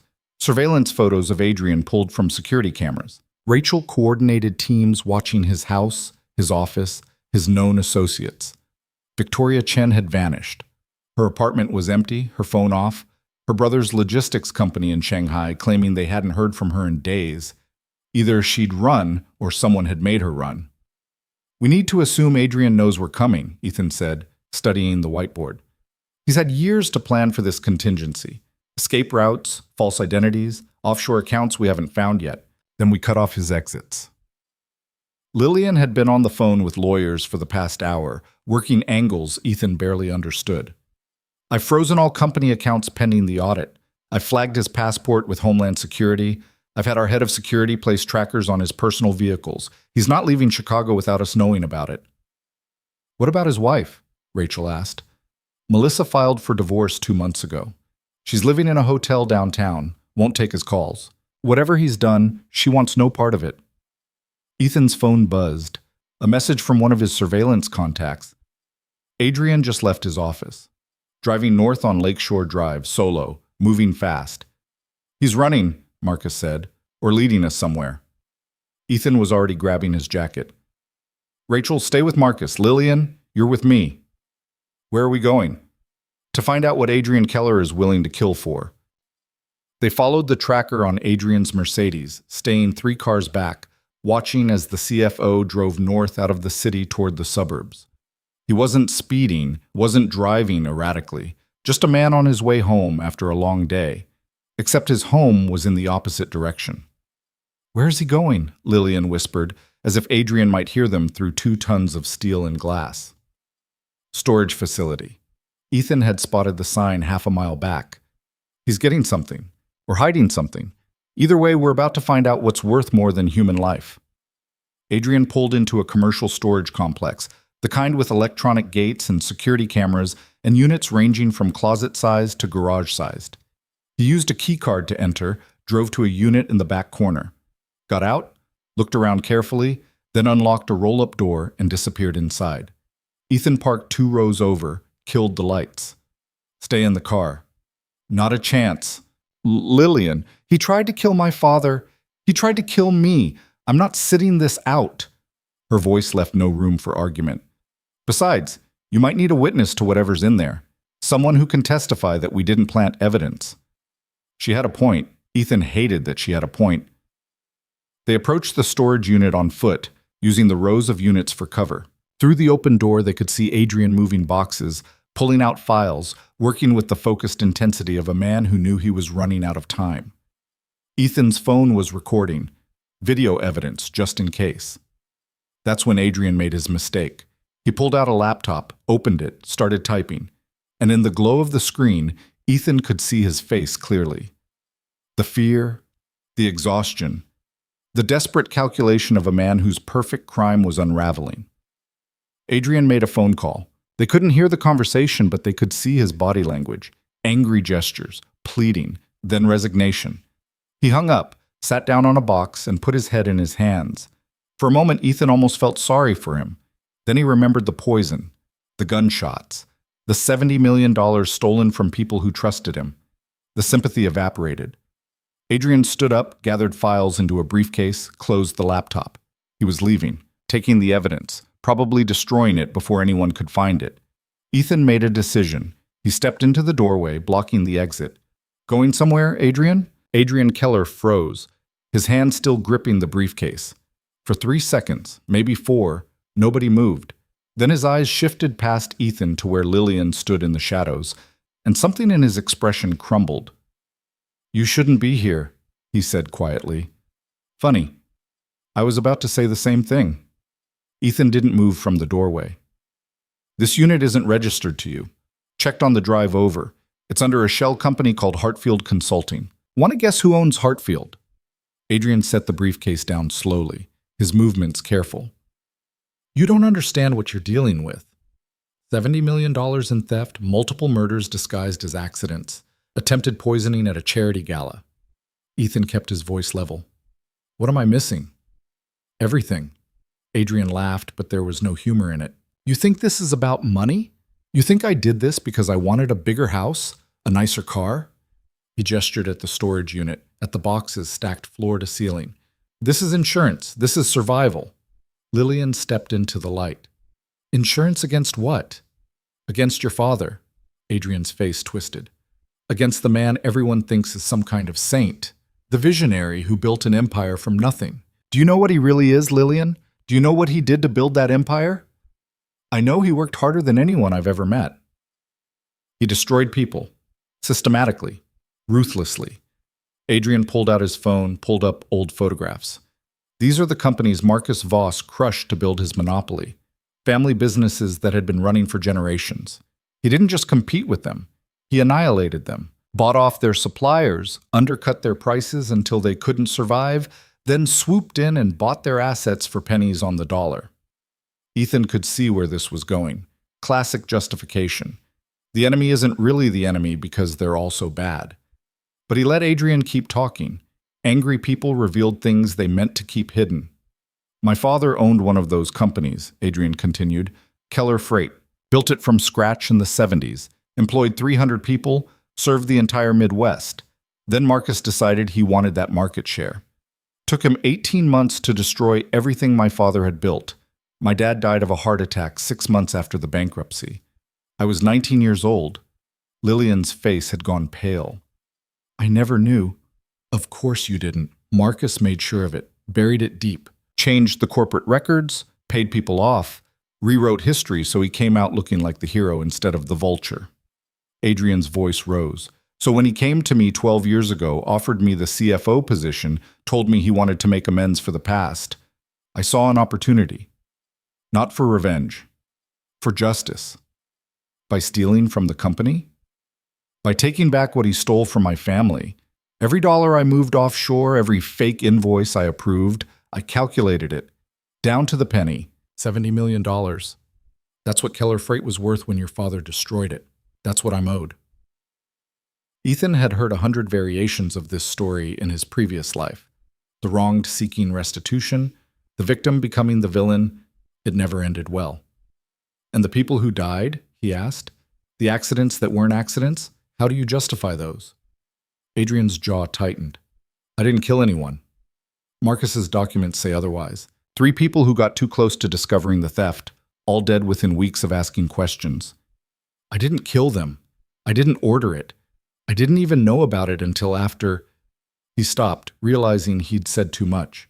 Lillian moved closer. "Who did you tell, Adrian? Who else knows about the theft?" "You need to leave, both of you, right now." Adrian reached for the briefcase again. "This is bigger than you understand. Bigger than corporate fraud or embezzlement, or whatever you think is happening. There are people involved who make your father look like a choir boy. People who don't leave witnesses. Like the people who tried to shoot us today?" Adrian's head snapped up. "What?" "Someone opened fire on us at my father's house in Evanston 3 hours ago. Drive-by shooting, professional execution, very nearly successful." Lillian's voice was ice. "Was that you?" "I was in the office all afternoon. 15 people can confirm it." He looked genuinely shaken. "If someone shot at you, if they're escalating, then you need to run. Get out of Chicago. Get your father somewhere safe." Because once they decide you're a liability, they don't stop until you're dead. Who are they? I can't tell you that. Ethan drew his gun, not pointing it at Adrian, just making it visible. You really want to test my patience right now? Shoot me, please. It'll be faster than what they'll do when they find out I talked. Adrian sat down on one of the boxes, his hands shaking. You want the truth? Fine. The theft? It wasn't my idea. It was theirs. They approached me 8 years ago, said they knew about my father, about what Marcus had done, about how much I hated working for the man who destroyed my family. They offered me a partnership, helped them move money through Voss Transportation. They'd help me take what I was owed. Who approached you? I never met them face to face. Everything was done through intermediaries, encrypted messages, dead drops, burner phones. They called themselves the Syndicate. Real creative, right? His laugh was bitter. But they had reach, connections everywhere. Law enforcement, politics, finance. They could make problems disappear, make people disappear. And you believed them? I saw what they could do. The first year there was an auditor who got suspicious about some irregular transactions, started asking questions, requesting documentation. I panicked, told my contact. 3 days later, the auditor wrapped his car around a tree at 70 miles an hour. Blood alcohol, 3 times the legal limit. Except the guy didn't drink. Everyone knew he didn't drink. But the police didn't care, case closed. Lillian's voice was barely a whisper. Who else? Who else died? A junior accountant who noticed discrepancies in the quarterly reports. Fell down the stairs in her apartment building, broke her neck. They said she was drunk too. Adrian's hands covered his face. And Richard Moss, your father's previous CFO, the one who retired suddenly 7 years ago. He didn't retire, Lillian. He figured out what was happening, tried to warn Marcus. They made it look like a heart attack. The storage unit suddenly felt very small, very cold. Ethan's mind was racing, connecting pieces, seeing the shape of something much larger than corporate theft. A criminal organization embedded deep in Chicago's infrastructure, moving money, eliminating threats, operating with impunity because they'd corrupted the very systems meant to stop them. Why the gala? Ethan asked. Why try to poison Marcus in public? I told you, that wasn't me. I reported to my contact that Marcus was asking questions, that he'd found some of the documentation. I thought they'd just accelerate the timeline, move the remaining money out faster. Adrian looked up, his eyes hollow. I didn't know they'd try to kill him. I swear I didn't know. When I saw what happened, when I realized you'd drunk the poison meant for... He stopped. I thought about turning myself in right then, going to the police, telling them everything. But I knew it wouldn't matter. The syndicate owns people in the police department, in the prosecutor's office, in the courts. I'd be dead before I made it to arraignment. So instead, you're running. I'm trying to survive. There's a difference. He stood up, grabbed the briefcase again. These files, they're my insurance policy. Everything I know about the syndicate's operations. Names, dates, transactions, the whole network. Enough to bring down half the power structure in this city. I was going to hide them somewhere safe, then disappear. New identity, new country, new life. That's not going to happen, Lillian said. Then I'm a dead man. You're a dead man either way. Running just means you die tired. She moved to stand beside Ethan, presenting a united front. But there's another option. You give us everything, every file, every contact, every piece of evidence you have. We take it to the FBI, to federal prosecutors who aren't in the syndicate's pocket. We build a case so overwhelming they can't kill their way out of it. And what do I get? Witness protection, immunity from prosecution, a chance to actually make this right instead of just running from it. She paused. And maybe, a chance to destroy the people who killed your father's legacy along with mine. Adrian stared at her for a long moment. Ethan could see the calculation happening behind his eyes. Risk versus reward. Survival versus redemption. The man had spent 8 years as a criminal. Walking back from that wasn't easy. They'll know, Adrian said finally. The second I turn, the second I cooperate, they'll know. They have eyes everywhere. Then we move fast. Tonight. Right now. Ethan holstered his gun. We get you somewhere secure. We copy everything in this unit, and we contact the FBI before the syndicate realizes what's happening. You have FBI contacts you trust? I have contacts who owe me favors big enough that they won't ask questions until after we're safe. That wasn't entirely true, but close enough. But we need to move, now. Adrian looked at the boxes surrounding them. 8 years of evidence, 8 years of crimes. His entire life reduced to paper trails and digital files and the weight of choices he couldn't take back. Okay, he said quietly. Okay, I'll cooperate, but on one condition. You're not in a position to make conditions, Lillian started, but Ethan held up a hand. What condition? My wife, Melissa. She doesn't know anything about this. Doesn't know about the theft, the syndicate, any of it. She divorced me because I was working too much, because I was distant and secretive, and she deserved better. That's all. His voice cracked. Whatever happens to me, she stays out of it, protected, safe. Ethan nodded. Done. They spent the next hour loading boxes into Ethan's car, file after file, laptop after laptop, the accumulated evidence of a conspiracy that went deeper than any of them had imagined. Adrian worked with mechanical efficiency, organizing, labeling, providing context for each piece. This wasn't a man destroying evidence. This was a man who'd been waiting for the chance to finally tell the truth. Ethan's phone buzzed. Rachel, her voice urgent. We have a problem.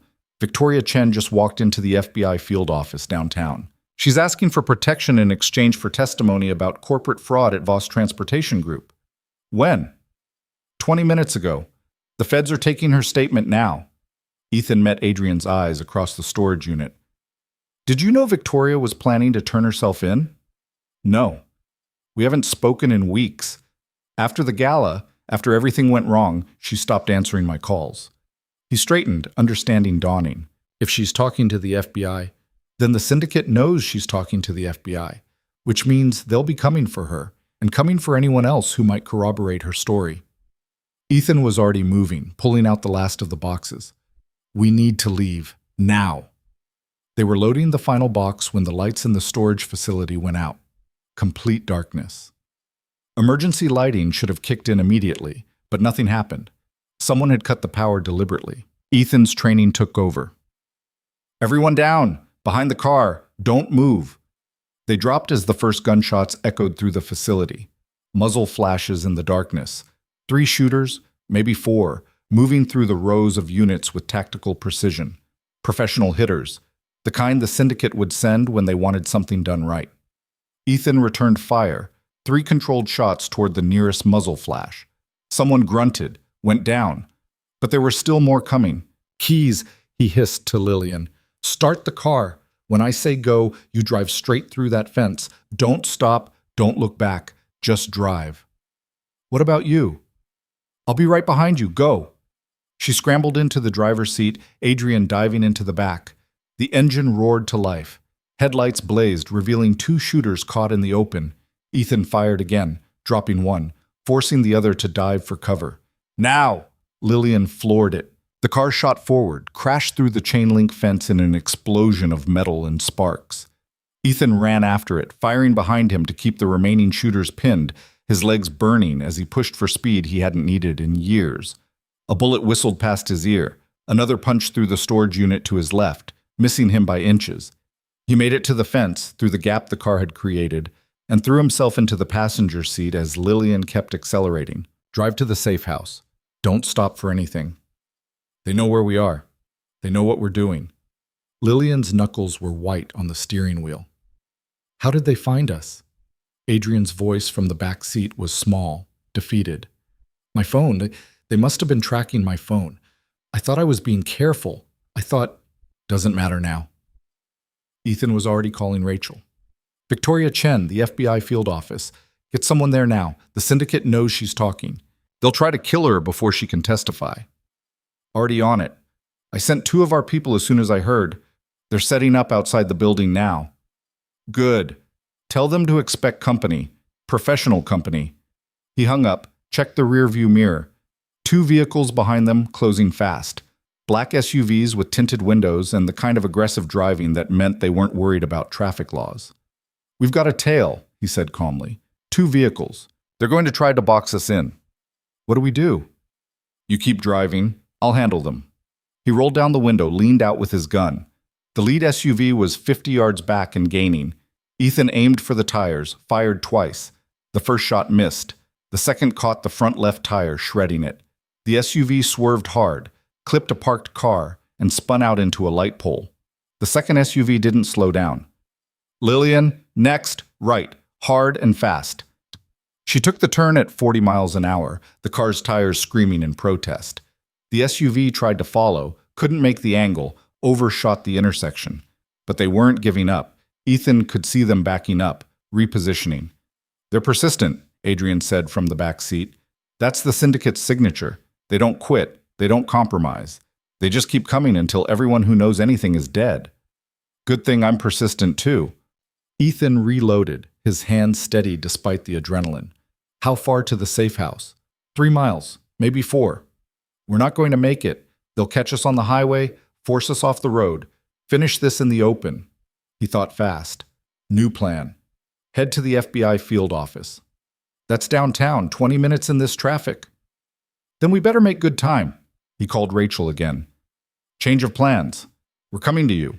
Have the FBI expecting us. Tell them we have a witness, we have evidence, and we have people trying to kill us to prevent both from reaching federal custody. Copy that. What's your ETA? 15 minutes if we're lucky, forever if we're not. The next 15 minutes were the longest of Ethan's life. They drove through Chicago like it was a war zone, running red lights, weaving through traffic, the SUV always behind them, but never quite catching up. Lillian drove with the kind of focused intensity that came from pure survival instinct, her fear channeled into speed and precision. Adrian spent the entire time on his phone, sending encrypted files to an email address he wouldn't share. Insurance, he explained when Ethan asked. If they kill me before we get there, at least the evidence survives. Nobody's dying today. You don't know that.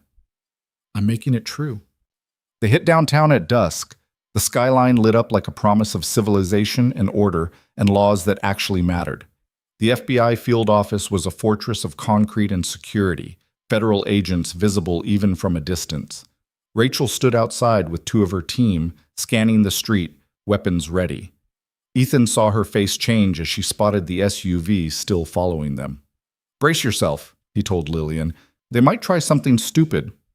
They did. The SUV accelerated hard, trying to ram them before they could reach the federal building.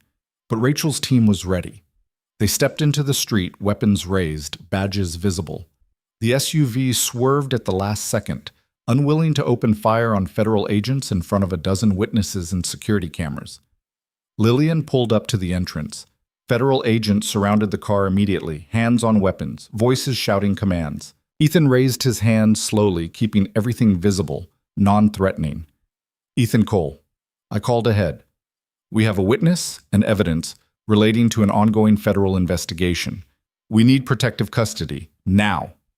The lead agent, a woman in her 40s with the kind of face that had seen too much and believed too little, studied him carefully. Rachel Moss vouched for you, said you were former intelligence. That true? Former a lot of things. Right now, I'm a guy trying to stay alive long enough to hand you the biggest RICO case Chicago's seen in 20 years. She almost smiled. Bring them inside, secure the vehicle and its contents, and someone get me a warrant for those files before some lawyer shows up and makes this complicated. They were escorted through security, through metal detectors and body scanners and the kind of bureaucratic procedure that felt absurd given that people had been shooting at them 10 minutes ago. But Ethan understood. This was how the system worked. This was how justice happened, slowly, carefully, with every step documented and defensible in court. Adrian looked like he might pass out.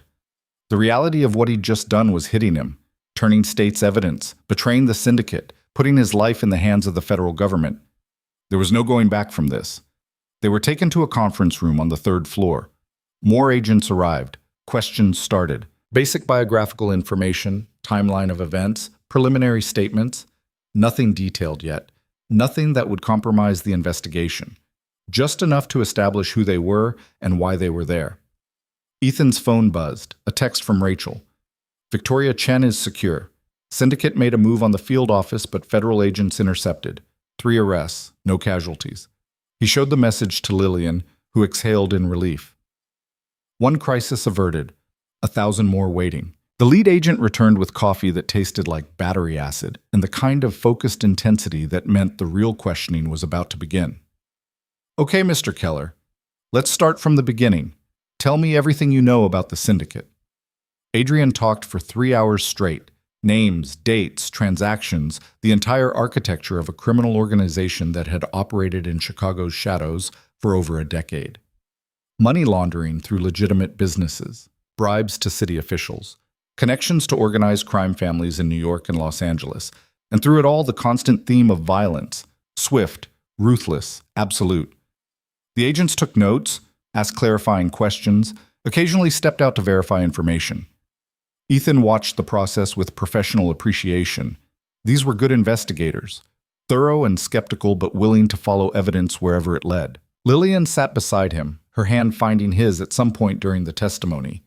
He wasn't sure when it happened, just that her fingers were suddenly laced through his, holding on like he was the only solid thing in a world that had tilted sideways. He didn't pull away. Around midnight, the lead agent called a break. "We have enough for now, Mr. Keller. You're going into protective custody, effective immediately. We'll continue the deposition tomorrow. Ms. Voss, Mr. Cole, you're free to go, but I'd recommend staying somewhere secure. The syndicate knows you're involved now. They'll be looking for leverage." "What about my father?" Lillian asked. "Already in federal protection. We picked him up 2 hours ago from your safe house. He's at an undisclosed location, heavily guarded. He's safe." The relief on Lillian's face was profound. "Thank you." "Don't thank me yet. We have a long way to go before this case is solid enough to prosecute. And even then..." The agent hesitated. "The syndicate has corrupted a lot of good people. We'll need to be very careful about who we trust, who we read in on the investigation. One leak and this whole thing falls apart." "How long?" Ethan asked. "To build a case? 6 months, maybe more. To make arrests? Could be a year." She saw his expression. "I know that's not what you want to hear, but rushing this, cutting corners, that's how defendants walk. We do this right, or we don't do it at all. And in the meantime, we just wait? Hope they don't kill us while you're building your case? In the meantime, you go into witness protection. New names, new location, new lives until this is over." Lillian stood up abruptly. "No, absolutely not. I have a company to run. Employees depending on me, responsibilities I can't just abandon." "With respect, Ms. Voss, you won't be running anything if you're dead." "Then put guards on me, 24-hour protection, whatever it takes. But I'm not hiding." She looked at Ethan. Tell her that's not going to work." He wanted to argue that witness protection was the only rational choice, that staying in Chicago was suicide, that being stubborn wouldn't stop a bullet. But he looked at her face, at the determination there, at the woman who'd spent 3 days refusing to back down from threats that would have broken most people. And he understood. This wasn't about pride. It was about not letting them win, not letting fear dictate how she lived her life, not giving up the things that mattered just because someone threatened to take them. He'd made the same choice 4 years ago when he'd left his old life but refused to completely disappear. When he'd stayed in Chicago because Maya deserved to grow up near her grandmother's grave, near the places her mother had loved, when he'd chosen a quiet life over an invisible one. Sometimes standing your ground was the only choice that let you keep being yourself. "She's right," he said to the agent. "Witness protection won't work. Not for her, not for her father. They're too visible, too connected. Trying to hide them would just make them easier targets. So what do you suggest?" "Protection? Yes, heavy protection. But let them live their lives. Let Lillian run the company. Let Marcus stay in Chicago. Let them keep doing what they're doing." He leaned forward. "The syndicate's power comes from fear, from making people run, making them hide, making them feel helpless. You take that away, you show them that their targets won't back down. You change the dynamic." The agent considered this. "You understand you'd be putting yourself in the line of fire? Permanently?" "I've been in the line of fire before. I know what I'm signing up for." "And your daughter?" The question hit like a physical blow. Maya, 7 years old and probably asleep right now in her aunt's house, dreaming about aquariums and unicorns and a father who promised he'd always come home. She stays protected, completely, whatever it takes. His voice was steady, but inside he was screaming. The syndicate doesn't know about her. They don't know she exists. As long as that stays true, she's safe. You willing to bet her life on that? I'm willing to bet mine on protecting her. The agent stood up, paced to the window. Outside, Chicago glittered in the darkness, beautiful and corrupt, and worth fighting for. Finally, she turned back. Okay, here's what we'll do. You get federal protection, round-the-clock teams. We'll coordinate with local law enforcement, officers we can trust. But you follow our protocols. You don't go anywhere without clearance. You don't take unnecessary risks. And the moment we think you're compromised, the moment we think the syndicate has found a way to get to you, we pull you out. No arguments, no negotiations. You go into protection and you stay there until this is over. Lillian nodded. Agreed. Mr. Cole? Agreed. Then we have a deal. She extended her hand. Welcome to the hardest thing you've ever done. Try to survive it. They left the FBI building at 2 a.m, exhausted and wired and alive in a way that only came from staring death down and walking away. Federal agents escorted them to a hotel the Bureau had secured. 3 rooms on the 14th floor with guards in the hallway and security cameras covering every angle. Ethan's room was generic and clean and completely impersonal. He stood at the window for a long time, looking out at the city, thinking about his daughter sleeping peacefully 60 miles away. Thinking about the choice he'd just made to stay in the fight instead of running. A knock on the connecting door. He opened it. Lillian stood there, still in the clothes she'd been wearing since morning, still looking like she'd been through a war, which, technically, she had. Can't sleep, she said. Me neither. Can I come in? He stepped aside. She walked to the window, stood beside him, both of them looking out at Chicago like it might have answers neither of them could find. I never thanked you, she said quietly. For the gala, for drinking the poison, for saving my life. You hired me, offered me more money than I'd make in 5 years. I'd say we're even. We're not even close to even. You nearly died. You're putting your life on the line every day now because of me, because of my company, my father, my problems. They're my problems now too. I made that choice. She turned to look at him. Why? You could have walked away. After the gala, after the hospital, you could have taken your daughter and disappeared, started over somewhere safe. Why didn't you? Ethan thought about all the reasons. The promise to Marcus, the money, the chance to use his skills for something that mattered. But underneath all of that was something simpler, something he'd been trying not to acknowledge. Because you didn't deserve what happened to you, and because I'm tired of being invisible. Lillian reached out, touched his arm. Thank you. For seeing me, for helping me, for not running when every rational person would have. I've never been accused of being rational. She smiled, a real smile this time, not the corporate mask she wore for board meetings and press conferences. Just a tired woman grateful to still be alive. Get some sleep, Ethan said. Tomorrow's going to be worse. How could it possibly be worse? We still don't know who in the syndicate ordered the hit at the gala. We still don't know how deep the corruption goes. And we still have to figure out how to run a billion-dollar company while people are actively trying to kill you. He paused.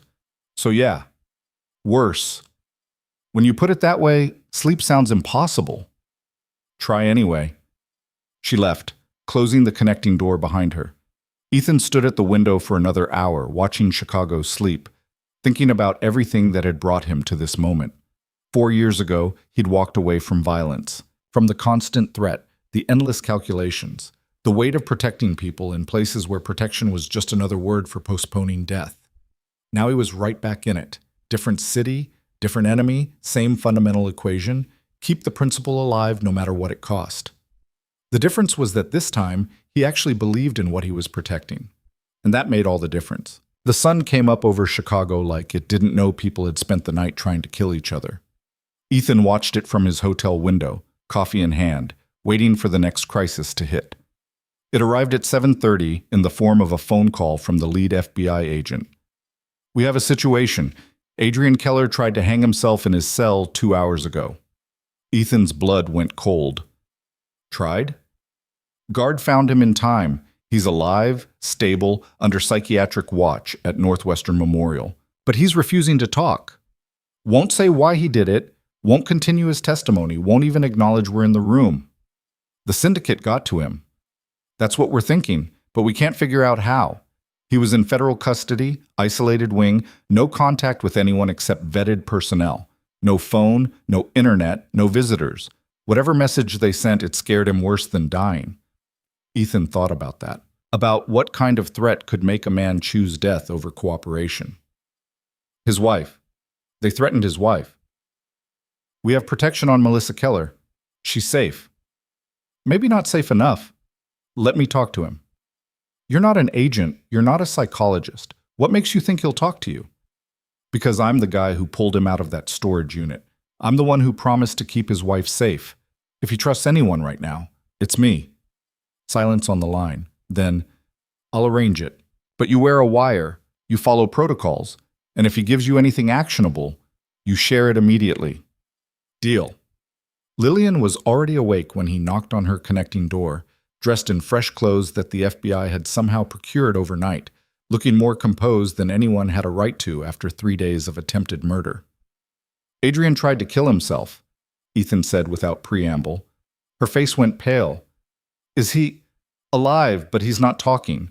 Won't continue his testimony. He grabbed his jacket. I'm going to the hospital. Try to figure out what spooked him. I'm coming with you. Not a good idea. The syndicate knows you're involved. Hospital's a public place. Too many access points. Too many ways for them to... I don't care. Adrian worked for my company for 12 years. If he's scared enough to try killing himself, I need to know why. She met his eyes. Besides, you said it yourself. We don't hide. We don't back down. We do our jobs and let them come at us if they dare. She had a point. A stupid, dangerous point that was going to get them both killed eventually. But a point nonetheless. Fine. But we do this my way. Federal escort, secure route, no improvising. Agreed. The drive to Northwestern Memorial took 40 minutes through morning traffic, their car sandwiched between 2 FBI vehicles in what the agents called a protective envelope. Ethan spent the time on his phone, coordinating with Rachel, checking on Maya, trying not to think about how many things could go wrong. Maya had asked about him that morning, Mrs. Chen reported, wanted to know when he was coming to visit, when they'd go to the aquarium like he'd promised. Each question was a knife to his chest. Soon, baby girl, he'd told her over the phone. Daddy's just working on something important, but I'll see you soon, I promise. Promises he wasn't sure he could keep seemed to be his specialty these days. Northwestern Memorial's security had been reinforced overnight. Federal agents at every entrance, metal detectors and ID checks for anyone trying to enter. Adrian was on the 7th floor in a private room with 2 guards outside and a panic button within reach. He looked like hell. Bruises on his neck from the noose, his wrists bandaged where he'd fought the restraints, his eyes hollow and distant.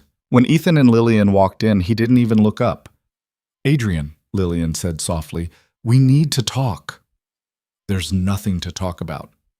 You tried to kill yourself. I'd say that's worth discussing.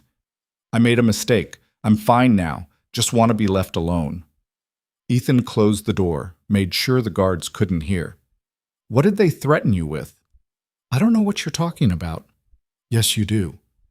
Something scared you bad enough that death seemed like the better option. Was it your wife? Did they get a message to you about Melissa?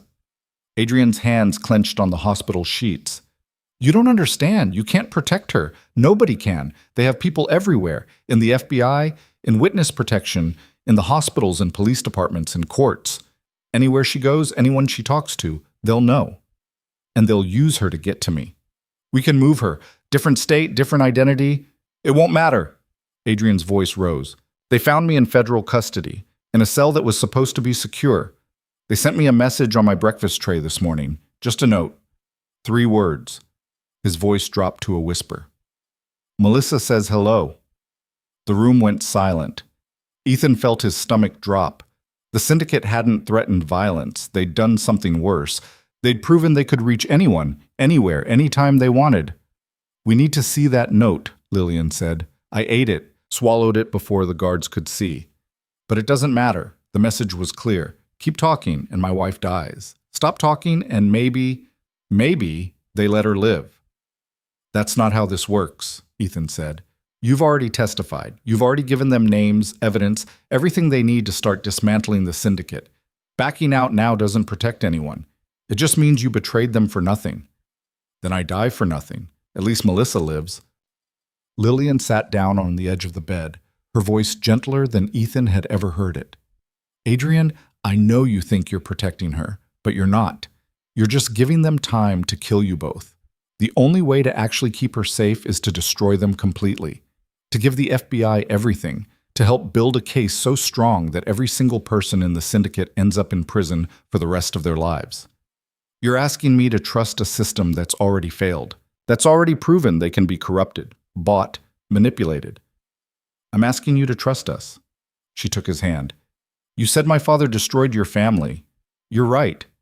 He did. And I can't change that, can't undo the damage or bring your father back or erase 30 years of pain. But I can promise you this. If you help us end this, if you help us bring down the people who've been using you and threatening you and turning you into something you never wanted to be, I'll make it right. Whatever that takes, however long it takes, I'll make it right. Adrian looked at her for a long moment. Why? Why would you help me after everything I've done to your company? Because you're a victim too. Maybe you made bad choices. Maybe you let anger and grief push you into becoming a criminal, but you didn't start this. The syndicate did, and they've destroyed enough lives. I'm done letting them win. Silence filled the room. Ethan watched Adrian's face, saw the war happening behind his eyes. Fear versus hope. Survival versus redemption. The terrible weight of choosing between impossible options. Finally, Adrian exhaled. The note. It wasn't delivered by a guard or a visitor. It was in the food itself, baked into the toast, which means someone in the hospital kitchen is working for them, someone with access to patient meal orders. Ethan was already texting the lead FBI agent. We'll find them. Lock down the kitchen, interview every employee, figure out who's compromised. It won't matter. You find one, there's 10 more. That's how they work. Redundancy. Multiple access points. They don't put all their eggs in one basket. Then we find all the baskets. Lillian stood up. But we need you to keep talking. Keep testifying. Give the FBI everything you know about their network, their operations, their personnel. Make it so expensive to keep threatening us that they give up and run. They don't give up. They don't run. They just escalate. Good. Let them. Because every time they escalate, they expose themselves. They make mistakes. They reveal connections that can be traced, people who can be flipped, evidence that can be seized. She moved to the door. I'm going back to the office. I'm going to keep running my company, keep doing my job. And every single day I'm still alive is another day they've failed. Another day their power means less. Adrian almost smiled. You sound like your father, that same stubborn refusal to accept reality. Reality is what we make it. My father taught me that too. They left him there, still broken, but maybe slightly less defeated, and made their way back through the hospital's security. Federal agents flanked them the entire way, eyes scanning every face, every shadow, looking for threats that could come from anywhere. Ethan's phone buzzed. Rachel, her voice tight. We have movement on Victoria Chen. She's demanding to talk to Lillian, says she won't give the FBI anything more until she speaks to her directly. What does she want? Won't say, but she's threatening to recant her testimony if we don't arrange the meeting. Ethan glanced at Lillian, who'd clearly heard every word. She nodded. Set it up, but maximum security. I don't want Victoria or Lillian anywhere near a window, anywhere near unsecured exits, anywhere the syndicate could take a shot. Already working on it. FBI conference room, 3rd floor, interior space. No sightlines from outside. We'll have Victoria transported from her holding cell with full escort. When? 2 hours. Can you be there? We'll be there. The meeting happened in a windowless room that felt like a bunker, fluorescent lights and cheap furniture, and the kind of institutional bleakness that made you want to confess just to escape. Victoria Chen sat on one side of the table, her lawyer beside her, looking 10 years older than she had a week ago. Federal agents lined the walls. Lillian took the seat across from her, Ethan standing behind her like a shadow. You wanted to talk, Lillian said. So, talk. Victoria's hands trembled as she opened a folder. I need immunity, full immunity, for me and for my brother in Shanghai. No prosecution, no deportation, no consequences. You helped steal $42 million from my company. You think that deserves immunity? I didn't have a choice. Victoria's voice cracked. They had my brother. Said if I didn't cooperate, if I didn't approve the inflated invoices, they'd kill him, ship him back piece by piece until I changed my mind. What was I supposed to do? Go to the police. Go to the FBI. Go to anyone except the criminals threatening you. The criminals were the police. Were the FBI, were everyone who was supposed to help. She pulled out photographs, spread them on the table. 3 years ago, I tried to report it. Went to a detective I thought I could trust. 2 days later, my brother's apartment in Shanghai was firebombed. He barely escaped. The detective told me to drop it, said I was making trouble for everyone. Said the next time my brother wouldn't be so lucky. Ethan picked up one of the photographs. Crime scene photos. The apartment was completely destroyed, burn patterns consistent with accelerant, the kind of professional arson meant to send a message. The syndicate has reach in China too, Victoria continued. Not just here, everywhere. And they proved they could get to my family anytime they wanted. So yes, I helped them steal from your company. I approved fake invoices. I looked the other way when the numbers didn't add up. I became exactly what they wanted me to become. Because the alternative was watching my brother die. Lillian's expression softened slightly. Why come forward now? Because they tried to kill you, and Marcus. And I realized it didn't matter how much I cooperated, how obedient I was. Eventually, they'd kill me too. Better to fight back and maybe survive than to keep serving them and definitely die. The FBI can protect your brother. Get him out of China, bring him somewhere safe. Can they? Can they really? Because they said they could protect Adrian's wife. They said she was under federal guard, and somehow the syndicate still got a message to him in a secure cell. Victoria leaned forward. I need guarantees, real ones, not promises from agents who might be compromised or systems that might be corrupted. I need you to personally ensure my brother's safety. Use your company's resources, your international connections, your money. Get him out of China and keep him hidden until this is over. And in exchange, I tell you everything, not just about the theft, about the syndicate's entire operation, names, locations, bank accounts, the whole network. I was deeper in than Adrian ever was. I know things he doesn't, things that can bring down people so powerful you've never even heard of them. Lillian looked at Ethan. He could see the calculation in her eyes. The risk versus reward. The potential for Victoria to be lying, to be setting a trap, to be another piece in the syndicate's game.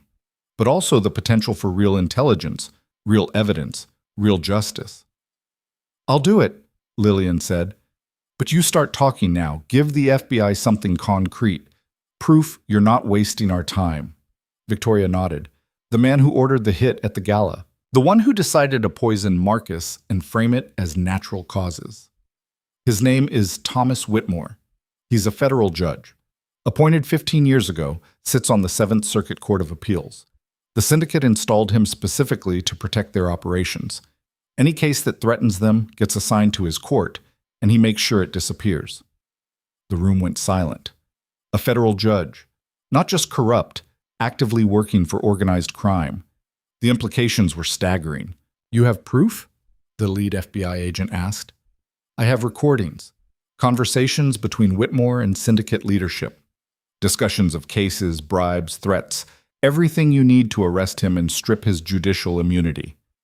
Victoria pulled a flash drive from her pocket. It's all here, but I'm not handing it over until my brother is safe. That could take days, weeks. Then you better work fast, because Judge Whitmore knows I'm talking, knows I'm in federal custody, and he's going to use every connection he has to make me disappear before I can testify. She looked at Lillian. You want to beat the syndicate? You start by taking down their biggest protector, but you have to move now, today, before he realizes what's coming. Lillian stood up. Give me 4 hours. I'll have your brother on a plane out of Shanghai.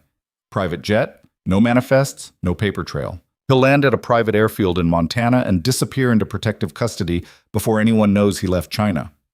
How? Because Voss Transportation Group has contracts in 40 countries, including China. We move cargo and people across borders every single day. One more passenger on one more flight won't even register. She extended her hand. Do we have a deal? Victoria stared at her hand for a long moment. Then she shook it. Deal. But if anything happens to my brother, nothing will happen to him. You have my word. The next 4 hours were chaos. Lillian on the phone with company contacts in Shanghai, coordinating the extraction.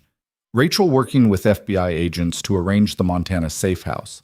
Ethan coordinating security, making sure every step was monitored, every potential leak identified and sealed. They pulled it off with 30 minutes to spare. Victoria's brother, a quiet man in his 50s who looked completely bewildered by the whole situation, landed safely and was transported to a secure location that even Ethan didn't know. The fewer people who had the information, the fewer people who could be compromised. Victoria watched the confirmation video on a secure laptop, tears streaming down her face as she saw her brother safe. Then she handed over the flash drive. Judge Thomas Whitmore, every conversation I had with him, every order he gave, every case he fixed for the syndicate, it's all there. She wiped her eyes. Destroy him. The FBI moved fast once they had the evidence. Warrants were issued by a different judge, one they'd vetted thoroughly. Federal marshals arrested Whitmore at his home at 3 a.m, catching him before he could run or destroy evidence. The news broke at dawn. Federal judge arrested on corruption charges, accused of conspiracy, racketeering, obstruction of justice. Chicago woke up to a scandal that made the previous week's poisoning look like small-time drama. But Ethan knew this was just the beginning. Taking down one judge, one corrupt official, wouldn't stop the syndicate. It would just make them more desperate, more dangerous. He was right. The attack came at noon, right in the middle of downtown Chicago, in broad daylight with hundreds of witnesses. Lillian was leaving her office building, surrounded by federal agents and private security, when the van jumped the curb. Ethan saw it happening in slow motion. The van accelerating, the driver's face hidden behind tinted windows, the trajectory aimed directly at Lillian's position. He moved on instinct, years of training taking over, shoving her sideways as the van crashed into the building's facade where she'd been standing 2 seconds before. Glass exploded, steel shrieked, people screamed. The van's doors flew open and men poured out, weapons drawn, firing indiscriminately into the crowd. Ethan returned fire, dropping the first shooter, the second. Federal agents engaged, their training evident in their controlled shots, their disciplined movements. But there were too many shooters, too much chaos, civilians running in every direction. Lillian was on the ground, bleeding from a cut on her forehead but alive. Ethan pulled her behind a concrete planter, using it for cover as bullets chipped away at the stone around them. Stay down! Where else would I go? Despite everything, he almost laughed. Even in the middle of a firefight, she couldn't help being sarcastic. The gunfight lasted 90 seconds that felt like hours. When it was over, 4 shooters were dead, 2 in custody, and 6 civilians wounded. Lillian had a concussion and cuts from flying glass. Ethan had a graze on his shoulder that burned like hell but wasn't serious. The message was clear. The syndicate was done playing subtle, done trying to make deaths look like accidents. They wanted everyone to know what happened to people who fought back, but they'd made a mistake. The attack was so brazen, so public, so impossible to cover up that it forced federal authorities to treat this as what it really was: domestic terrorism. Resources flooded in, joint task forces were assembled.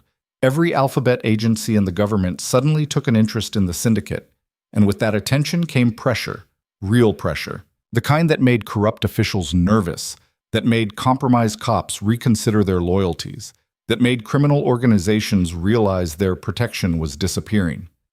Ethan sat with Lillian in another hospital room, this one at a different facility, watching news coverage of the attack.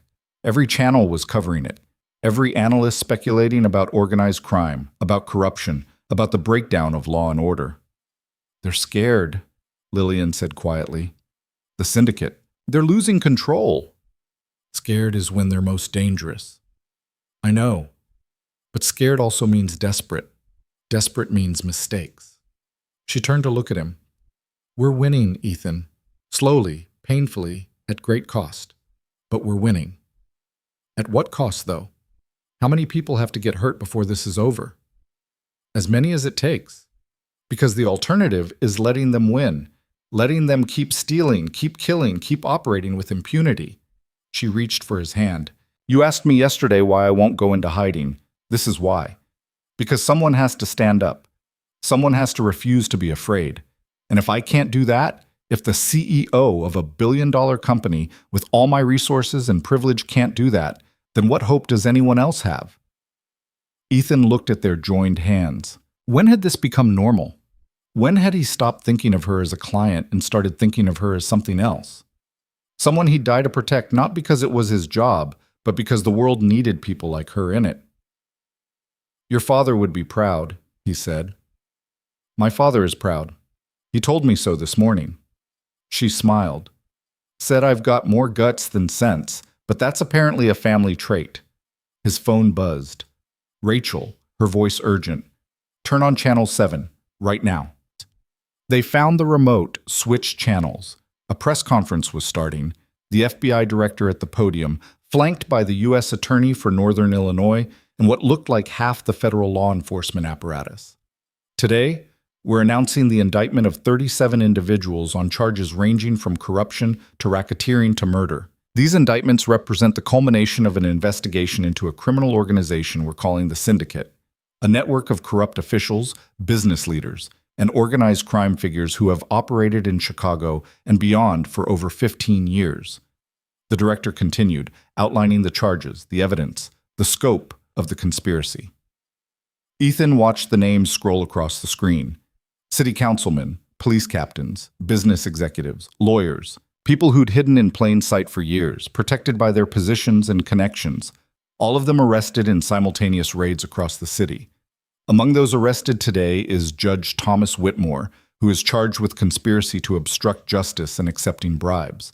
Also arrested is Adrian Keller, former CFO of Voss Transportation Group, who has agreed to cooperate fully with federal authorities in exchange for a reduced sentence. Lillian squeezed Ethan's hand. They did it. They're actually doing it. It's not over yet. Indictments aren't convictions, and 37 arrests means dozens more still out there. But it's a start. It's more than we had a week ago. She was right. 1 week ago, the syndicate operated with complete confidence. Now they were fighting for survival. Now they were the ones looking over their shoulders, wondering who'd been arrested, who was cooperating, who would be next. The tables had turned, but Ethan knew better than to celebrate too early. Wounded animals were the most dangerous kind. His phone rang. Unknown number. He almost didn't answer, but something made him pick up. Mr. Cole. The voice was distorted, run through a modulator to hide the speaker's identity. You've been very effective, caused us significant operational difficulties. We're impressed. Who is this? Someone who thinks it's time we had a conversation, face to face. No weapons, no recording devices, no federal protection. Just you and me discussing terms. Terms of what? Your survival. Ms. Voss's survival. Your daughter's survival. The voice paused. Yes, we know about Maya. Sweet girl. 2nd grade at Lincoln Elementary. Loves unicorns and the aquarium. Be a shame if something happened to her. Every muscle in Ethan's body went rigid. If you touch my daughter, we won't. Not if you're reasonable. Not if you convince Ms. Voss to drop this crusade and let certain matters remain buried. The syndicate is willing to accept its losses, write off the arrested members, and rebuild elsewhere. But we need assurances that the investigation stops here, that no one goes looking for the people we haven't arrested yet. And if I refuse, then everyone you love dies. Not today, not tomorrow, but eventually, when you least expect it, when your guard is down, when you think you've won. The voice hardened. We have patience, Mr. Cole. We have resources. We have time. You have a 7-year-old daughter who deserves to grow up. The line went dead. Ethan sat there, phone in hand, every instinct screaming at him to grab Maya and run, to disappear so completely that not even the FBI could find them, to choose his daughter over everything else the way he'd promised himself he would 4 years ago. What did they say? Lillian asked quietly. He told her. Every word. Every threat. By the time he finished, his hands were shaking. They're bluffing, she said, but her voice wasn't certain. Are they? They found Adrian in a federal cell. They got a message to him through hospital food. They knew about Victoria's brother in Shanghai. What makes you think they can't find Maya? Because she's protected. Because Rachel has people watching her. Because we're hoping they haven't already compromised those people. That's not protection. That's prayer. He stood up, paced to the window. I have to get her out, tonight. Take her somewhere so remote, so hidden, that even if they know she exists, they can't find her. And then what? You hide with her for the rest of your lives? Never see anyone, never work, never have a normal life because you're always looking over your shoulder? If that's what keeps her safe, yes, absolutely. Lillian was quiet for a long moment. What does Maya want? She's 7. She doesn't get a vote. But if she did, if she knew what was happening, knew the stakes, what would she choose? A father who's present but always hiding? Or a father who fights to make the world safer, even if it means taking risks? That's not fair. None of this is fair, but it's the choice you're facing. She stood up, moved to stand beside him. I'll support whatever you decide. If you need to take Maya and disappear, I'll help you do it. Give you money, resources, new identities, whatever it takes. But I need you to be honest with yourself about what you're really choosing. Ethan looked out at Chicago, at the city he'd chosen to raise his daughter in despite all its dangers, at the life he'd built on the foundation of invisibility and safety and the hope that staying small meant staying alive. That hope was gone now, burned away by poison and bullets and threats against the only thing in the world that truly mattered to him. But running meant teaching Maya that fear won, that the bad guys always got what they wanted if they threatened hard enough, that standing up for what was right wasn't worth the cost. He thought about his wife, about the woman who died bringing Maya into the world, about the last thing she'd said to him in the hospital room as she bled out from complications the doctors couldn't stop. Don't let her grow up afraid. Whatever else you do, don't let fear be what guides her life. He'd failed at almost everything else she'd asked of him, but maybe, just maybe, he could get this one thing right. I need to make a call, he said. He stepped into the hallway, dialed Rachel. I need maximum protection on Maya, not just watchers, full detail. Former special forces, people I've worked with personally, people I know can't be bought or threatened, and I need them in position tonight. Done. Who specifically?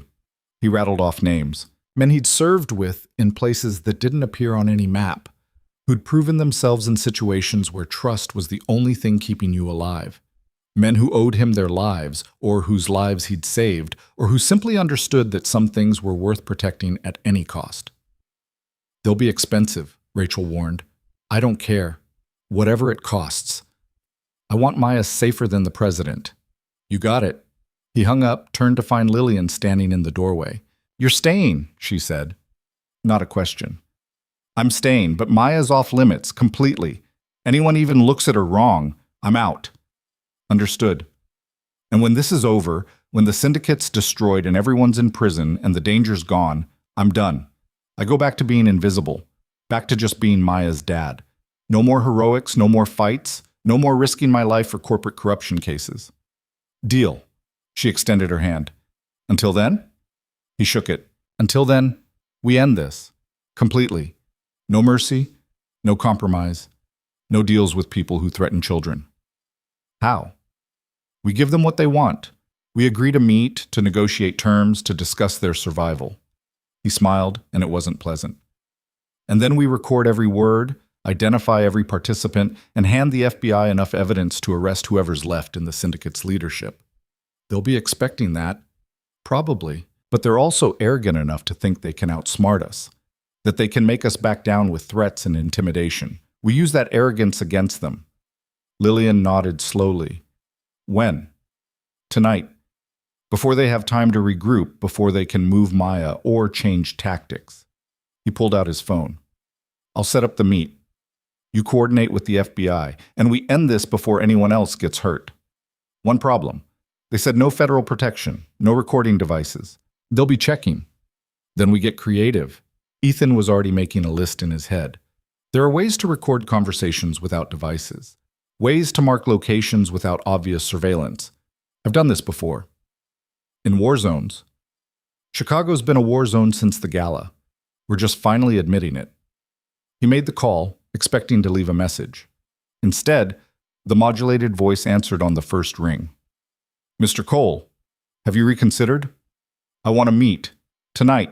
Somewhere public enough that you can't just shoot me, private enough that we can talk freely. Smart. Millennium Park. The Cloudgate sculpture. 10 p.m. Come alone. I'll be there. And Mr. Cole? We'll know if you're wearing a wire. We'll know if you bring backup. This is your one chance to end this peacefully. Don't waste it. The line went dead. Ethan looked at Lillian. We have 7 hours. Let's make them count. They spent those 7 hours preparing for a confrontation that could end with Ethan dead in Millennium Park. The FBI wanted to flood the area with undercover agents, wanted to wire Ethan with every piece of surveillance technology they had. He vetoed all of it. They'll be scanning for electronic signals, watching for patterns that look like law enforcement. We do this their way, or we don't do it at all. Then how do we protect you? The lead agent demanded. You don't. You protect everyone else. Ethan spread a map of Millennium Park across the conference table. Cloudgate is here, in the center. Open space, good sight lines, tourist attraction even at night. They chose it because they can watch every approach, can spot backup from a mile away. So we give them what they expect. No obvious surveillance, no agents in the immediate vicinity. He marked positions on the map. But you put people here, here, and here, far enough away that they won't trigger alarms, close enough to move in if things go sideways. And you have snipers on these buildings ready to take shots if I give the signal. What signal? I'll figure that out when I know who I'm dealing with. He looked up. The goal isn't to arrest them tonight. It's to identify them, to get faces and voices, to connect the last pieces of the syndicate's leadership. Once we know who they are, you can build cases, get warrants, make arrests that stick. Lillian had been quiet through most of the planning, but now she spoke up. What if they just shoot you? What if this whole meeting is a trap to eliminate the one person who's caused them the most problems? Then you continue without me. You have Adrian's testimony, Victoria's evidence, the arrests from this morning. You have everything you need to finish this. Everything except you. Their eyes met across the table. Something passed between them that Ethan didn't have words for. Wasn't sure he wanted to examine too closely. 4 days ago, she'd been a stranger, a face in his rearview mirror, someone whose problems were none of his business. Now she was the reason he was walking into a potential execution. When had that changed? I'll be careful, he said. You better be. Maya needs her father. Yeah, she does. Rachel pulled him aside an hour before the meet, her expression grim. Your protection detail is in place. Maya has 8 former Special Forces operators watching her from positions she doesn't even know exist. A bird couldn't get near that house without us knowing about it. And if the syndicate already has people in position, already knows where she is, then those people are walking into a very bad night. Your guys don't mess around, Ethan. They're treating this like a military operation. Maya is the objective. Everything else is secondary. He nodded, trying to swallow past the fear in his throat. If anything happens to me, nothing's going to happen to you. If it does, make sure she knows I tried. Make sure she knows I didn't choose this. I just couldn't walk away from people who needed help. Make sure... His voice broke. Make sure she knows her dad loved her more than anything. Rachel gripped his shoulder. Tell her yourself. After you come back from this meeting, alive and in one piece. At 9:45, Ethan walked into Millennium Park alone. No weapon, no wire, no backup visible to anyone watching. Just a father trying to protect his daughter and a man trying to end a war before it consumed everyone he cared about. The park was quieter than usual for a November evening, tourists scared off by the week's violence, locals staying home. Cloudgate loomed ahead, the massive sculpture reflecting Chicago's skyline in its mirrored surface. In different circumstances, it would have been beautiful. Tonight, it just felt like a trap waiting to close. Ethan reached the sculpture at exactly 10 p.m. He stood there, watching his distorted reflection in the steel, waiting. A man approached from the south. 50s, expensive suit, the kind of confidence that came from decades of operating above the law. He stopped 10 feet away, studying Ethan carefully. Mr. Cole, thank you for coming. Didn't have much choice. We all have choices. You've made several interesting ones this week. The man gestured around them. No backup, no recording devices. I'm impressed by your restraint. You threatened my daughter. That buys you one conversation. Make it count. Direct. I appreciate that. The man stepped closer. My name is Robert Castellane. I'm what you might call the syndicate's chief operating officer, the person who ensures our various operations run smoothly, who manages our relationships with local government, who handles problems before they become crises. You're the one who ordered the hits, the murders disguised as accidents. I'm the one who ensures organizational continuity. Sometimes that requires difficult decisions. Castellane showed no remorse, no hesitation, just cold calculation. Your interference has cost us significantly. Judge Whitmore arrested, Adrian Keller cooperating, Victoria Chen providing evidence, 37 of our associates in federal custody. You've been very effective. Good, but not effective enough. Because the people you've arrested? They're middle management, expendable.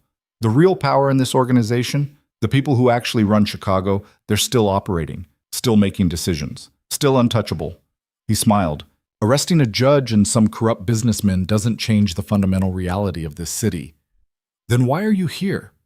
If you're so untouchable, why negotiate? Because you forced us to expend resources we'd rather preserve.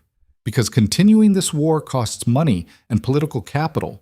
Because, he paused, because Lillian Voss has proven more resilient than anticipated. Most people break when threatened. She just gets angrier. It's almost admirable. What do you want? A truce.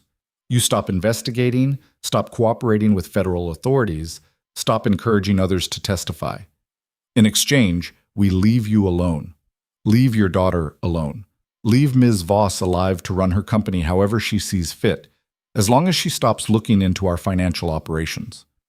And if we refuse, then the war continues. We have patience and resources you can't match. Eventually, we'll find an opening. Eventually, someone you love will be vulnerable. And when that happens, Castellane let the threat hang in the air. Children get sick, Mr. Cole. Accidents happen. People disappear. You've seen enough of the world to know how fragile life really is. Ethan felt rage building in his chest, hot and terrible, the kind that had gotten him through firefights in Kandahar and operations in Mosul. But he pushed it down, kept his voice level. You're asking me to let criminals walk free, to let murderers and thieves operate with impunity, to teach my daughter that bad people win if they threaten hard enough. I'm asking you to be realistic. The syndicate has existed in various forms for 50 years. We've survived prosecutions, investigations, leadership changes. We'll survive this too. The only question is how many people get hurt before you accept that reality. Here's my reality. You hurt people I care about. You threaten a 7-year-old girl who's done nothing wrong, and you expect me to just walk away? Ethan stepped closer. I've spent 4 years being invisible, being safe, being the kind of father who picks his daughter up from school and helps with homework and pretends the world isn't full of people like you. But you took that option away the second you put poison in Lillian's champagne. So what? You're going to fight us? One man against an organization with connections throughout every level of Chicago's power structure? No, I'm going to make you so expensive to protect, so visible, so toxic to anyone associated with you that your partners abandon you. I'm going to identify every corrupt official, every paid informant, every business you use for money laundering, and I'm going to burn it all down even if it takes the rest of my life. Castellane's smile faded. You're making a mistake. Probably, but it's my mistake to make. A second man emerged from the shadows near Cloudgate. Older, distinguished, someone Ethan recognized from news coverage in business magazines. Charles Brennan, CEO of one of Chicago's largest investment firms. Philanthropist, civic leader, the kind of man who had buildings named after him. Mr. Cole, Brennan said quietly, Robert is being too aggressive in his approach. Let me offer a different perspective. I'm listening. The syndicate isn't just criminals, it's a system. A way of managing Chicago's economy, its politics, its growth. We ensure stability. We prevent chaos. Yes, we profit from that role, but we also provide value. Without us, this city would tear itself apart through corruption far more destructive than anything we've done. You've murdered people. We've eliminated threats to civic order. There's a difference. Brennan moved closer, his voice taking on a professorial tone. Think about it. Chicago is a city of millions. Managing that many competing interests, that many potential conflicts, it requires coordination. Someone has to make the hard decisions about who succeeds and who fails. Someone has to ensure the trains run on time, metaphorically speaking. We've been doing that for decades. By stealing and killing. By maintaining equilibrium. The money we move through shell companies, it funds projects the city can't officially support. The officials we place in key positions, they prevent gridlock that would paralyze government. The occasional elimination of a troublesome individual, it prevents larger conflicts that would harm thousands. He spread his hands. We're not villains, Mr. Cole. We're infrastructure. Ethan stared at him. You actually believe that? I know it's true. I've seen what happens when cities lack our kind of organization. Detroit, Baltimore, St. Louis. They collapsed because they lacked the coordination necessary to manage competing interests. Chicago thrives because we ensure it does. Chicago thrives despite you, not because of you. A third figure approached. Female, late 30s, wearing a police captain's uniform. Ethan recognized her too. Captain Sarah Morrison, head of the organized crime unit, the person who was supposed to be investigating the syndicate. Enough philosophy, she said curtly. Cole, you need to understand the position you're in. We know where your daughter is. We know the school she attends, the babysitter who watches her, the route you take to pick her up every day. We know where Marcus Voss is being held. We know the identities of every FBI agent assigned to this investigation. We know everything. Then why haven't you acted? Because we prefer not to. Because violence attracts attention, and attention is bad for business.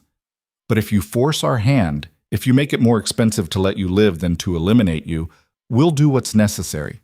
She stepped closer, her voice dropping. I can make your daughter disappear into the foster care system. Can make it look like you're an unfit parent, a dangerous man with a history of violence.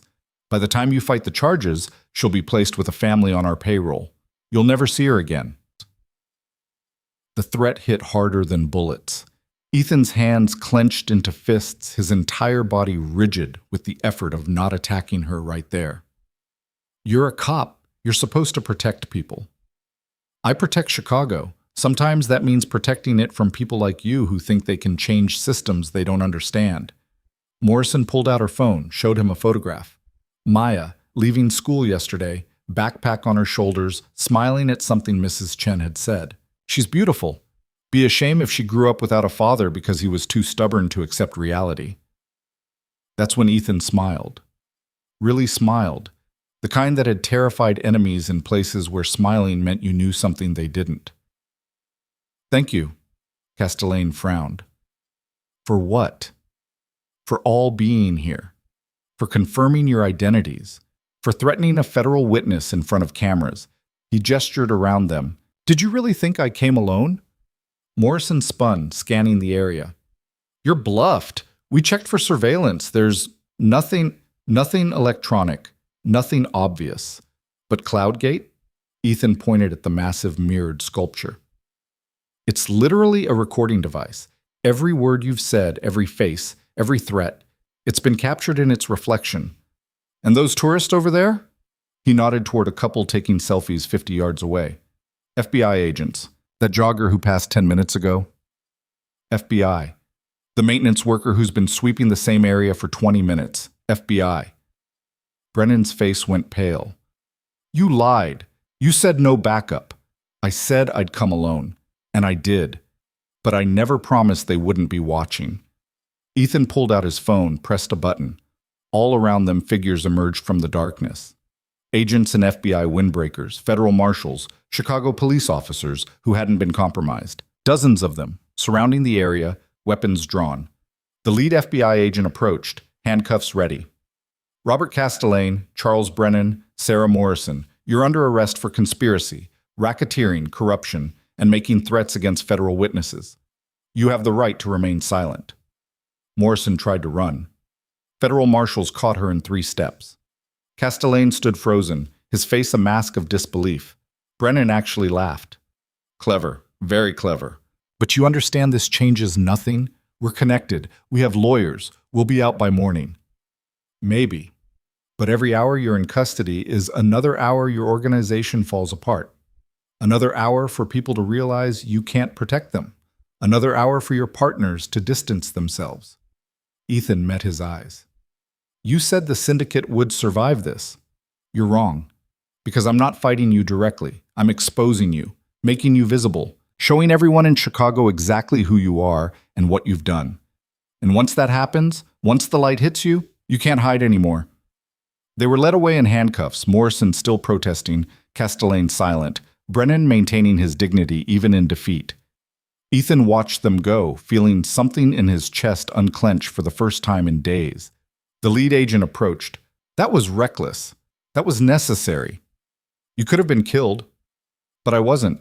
And now you have the syndicate's leadership, all three of them, recorded making threats, admitting to crimes, proving the conspiracy. Ethan turned to face her. How long until you can make cases? With this evidence? With their own words on tape? We can have indictments by the end of the week, and once the lower-level members realize leadership is gone, they'll flip. Start testifying to save themselves. This whole organization is going to collapse. Good. Make it hurt. Lillian appeared from somewhere in the crowd of agents, moving toward him with purpose. She didn't say anything, just wrapped her arms around him in a hug that was probably inappropriate for a professional relationship, but felt absolutely right in the moment. You're insane, she said into his shoulder. Ran in the family, apparently. You could have died. But I didn't, and now it's over. Really over. He pulled back to look at her. Your company's safe. Your father's safe. The people who tried to kill you are in federal custody. You won. We won. You and me and everyone who refused to back down. She wiped her eyes. Thank you. For everything. For drinking that poison, for protecting my father, for risking your life a dozen times over. Thank you. You paid me $100,000. I'd say we're square. We're not even close to square. But I'll figure out how to make it right. She stepped back, suddenly businesslike again. I need to call my father. Tell him it's over. Tell him he can come home. She walked away, phone already to her ear, leaving Ethan standing in Millennium Park as FBI agents processed the crime scene and tourists slowly returned now that the danger had passed. His phone rang. Rachel. It's done, he said before she could ask. I heard. Arrests across the board, the syndicate's finished, she paused. Maya's asking about you. Wants to know when you're coming to see her. Tomorrow, first thing. Tell her daddy's sorry he's been gone, but he's done with work now. Time to go to the aquarium like he promised. She'll hold you to that. I'm counting on it. He hung up, stood there for a moment longer, feeling the weight of the past week finally lifting. No more threats. No more violence.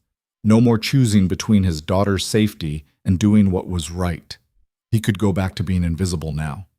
Back to being just Maya's dad. Back to the quiet life he'd built on the foundation of staying small and staying safe. Except he wasn't sure that life fit anymore. The next 3 months were chaos of a different kind. Trials, depositions, testimony that seemed to last forever. Adrian Keller got 15 years with possibility of parole in exchange for his cooperation. Victoria Chen got immunity and her brother got permanent residence in the United States. Judge Whitmore got 40 years without parole. Castellane, Brennan, and Morrison all went to trial and all got convicted on dozens of counts.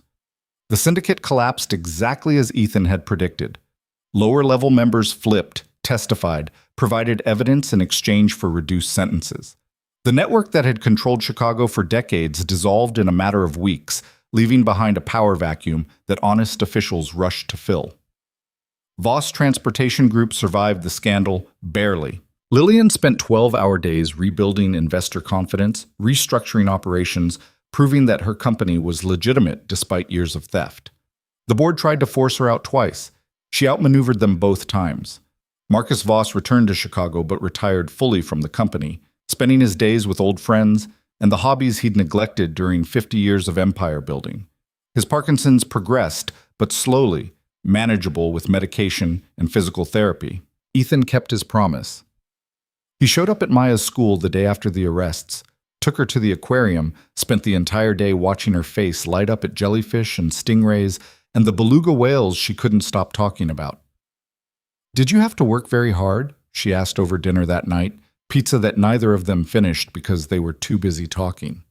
Yeah, baby girl, very hard, but it's done now. Are you going back to driving people in cars? He thought about that, about returning to the anonymity of his previous life, to the careful invisibility that had kept them safe, about pretending he was just a driver, nothing more, nobody important. I don't know, he said honestly. What do you think I should do? Maya considered this with the seriousness only 7-year-olds could manage. I think you should help people, like you helped that lady on TV. Ms. Voss? Yeah, she was on the news. Said you saved her life. Maya took a bite of pizza. That's better than driving cars, I think. Saving people is important. It can be dangerous, though. Might mean I have to work long hours sometimes. Might mean missing a school play or two. That's okay, as long as you always come back. Always. I promise. 2 weeks later, Lillian offered him a job. Not head of security like she'd mentioned that first day in the hospital. Something bigger. I want to build a division that investigates corporate corruption, not just at Voss Transportation, but across all our partner companies. Use our resources to identify fraud, expose criminal activity, help law enforcement build cases before people get hurt. She leaned across her desk. I want you to run it. I'm not qualified. I'm not a lawyer, not an accountant. You're someone who gets results. Someone who doesn't back down when threatened. Someone who understands that standing up to powerful people requires courage and competence in equal measure. She smiled. You're exactly who I need. And Maya? Bring her to the office sometimes. Let her see what her father does. Let her understand that fighting corruption and protecting people is worth dedicating your life to. Lillian pulled out a contract. 6-figure salary, full benefits, flexible hours so you can actually be a father, and a promise that we only take cases where we can make a real difference. Ethan read the contract carefully. It was generous. More than generous. It was a chance to use his skills for something that mattered, to teach his daughter through example that you don't have to stay invisible to stay safe. One condition, he said. Name it. The moment this job puts Maya at risk, I'm out. No arguments, no negotiations. She comes first, always. Agreed. She should come first. Lillian extended her hand. Do we have a deal? He shook it. We have a deal. 6 months after the arrests, Chicago had changed. New prosecutors, new judges, new police leadership determined to root out the corruption that had festered for decades. It wasn't perfect. It wasn't clean. But it was better. Ethan worked out of an office on the 40th floor, leading a team of investigators who'd previously worked for the FBI, IRS, and various alphabet agencies. They took on cases other people were too scared to touch. Exposed bribery schemes, uncovered embezzlement, identified money laundering operations. Every case they closed made Chicago a little bit safer. Maya visited the office sometimes, doing homework in the conference room while her father worked. The staff loved her, bought her snacks from the vending machine, let her use the fancy printer to make pictures of unicorns. She told anyone who'd listen that her daddy caught bad guys. She wasn't wrong. Lillian stopped by his office one evening in late spring, found him reviewing files for their latest investigation. She'd changed over the past months, become harder in some ways but softer in others. The Ice Queen reputation had thawed, replaced by something more human. Working late again? She asked. Case is heating up. Want to have everything ready for the feds? The feds can wait. Come have dinner with me. He looked up, surprised. Dinner? Yes, Ethan. Dinner. That thing where people eat food and talk about subjects unrelated to corporate fraud. She smiled. Unless you have other plans. Maya's with Mrs. Chen tonight, so no other plans. Good. There's a place in River North that makes the best pasta in Chicago. My treat. They went. They ate. They talked about everything except work, books, movies, childhood memories, the weight of carrying family legacies neither of them had asked for. It was easy, comfortable, the kind of conversation that happened between people who'd seen each other at their worst and decided they liked each other anyway. I never thanked you properly, Lillian said over dessert, for what you did, for risking everything to help me. You've thanked me approximately 50 times. I'm starting to think you're bad at accepting when debts are settled. This debt won't ever be settled. You saved my life, my father's life, probably saved this entire city from decades more corruption. She reached across the table, took his hand. That's not something you can repay with money or a job or a nice meal. So don't repay it. Just live your life well. Run the company with integrity. Make your father proud. That's payment enough. And what about you? What makes you happy? He thought about that. Maya. Seeing her grow up safe and strong and unafraid. Knowing that she'll inherit a world slightly better than the one I found. That's what makes me happy. Just Maya? Their eyes met across the table. Something passed between them, something that had been building for months. Something neither of them had been brave enough to acknowledge. Not just Maya, he admitted quietly. Lillian smiled, squeezed his hand, and for once didn't push for more. They finished dessert, walked through River North as the city lit up around them. Two people who'd survived a war finding peace in each other's company. A year after the gala, Voss Transportation Group held a charity event at the same hotel where everything had started.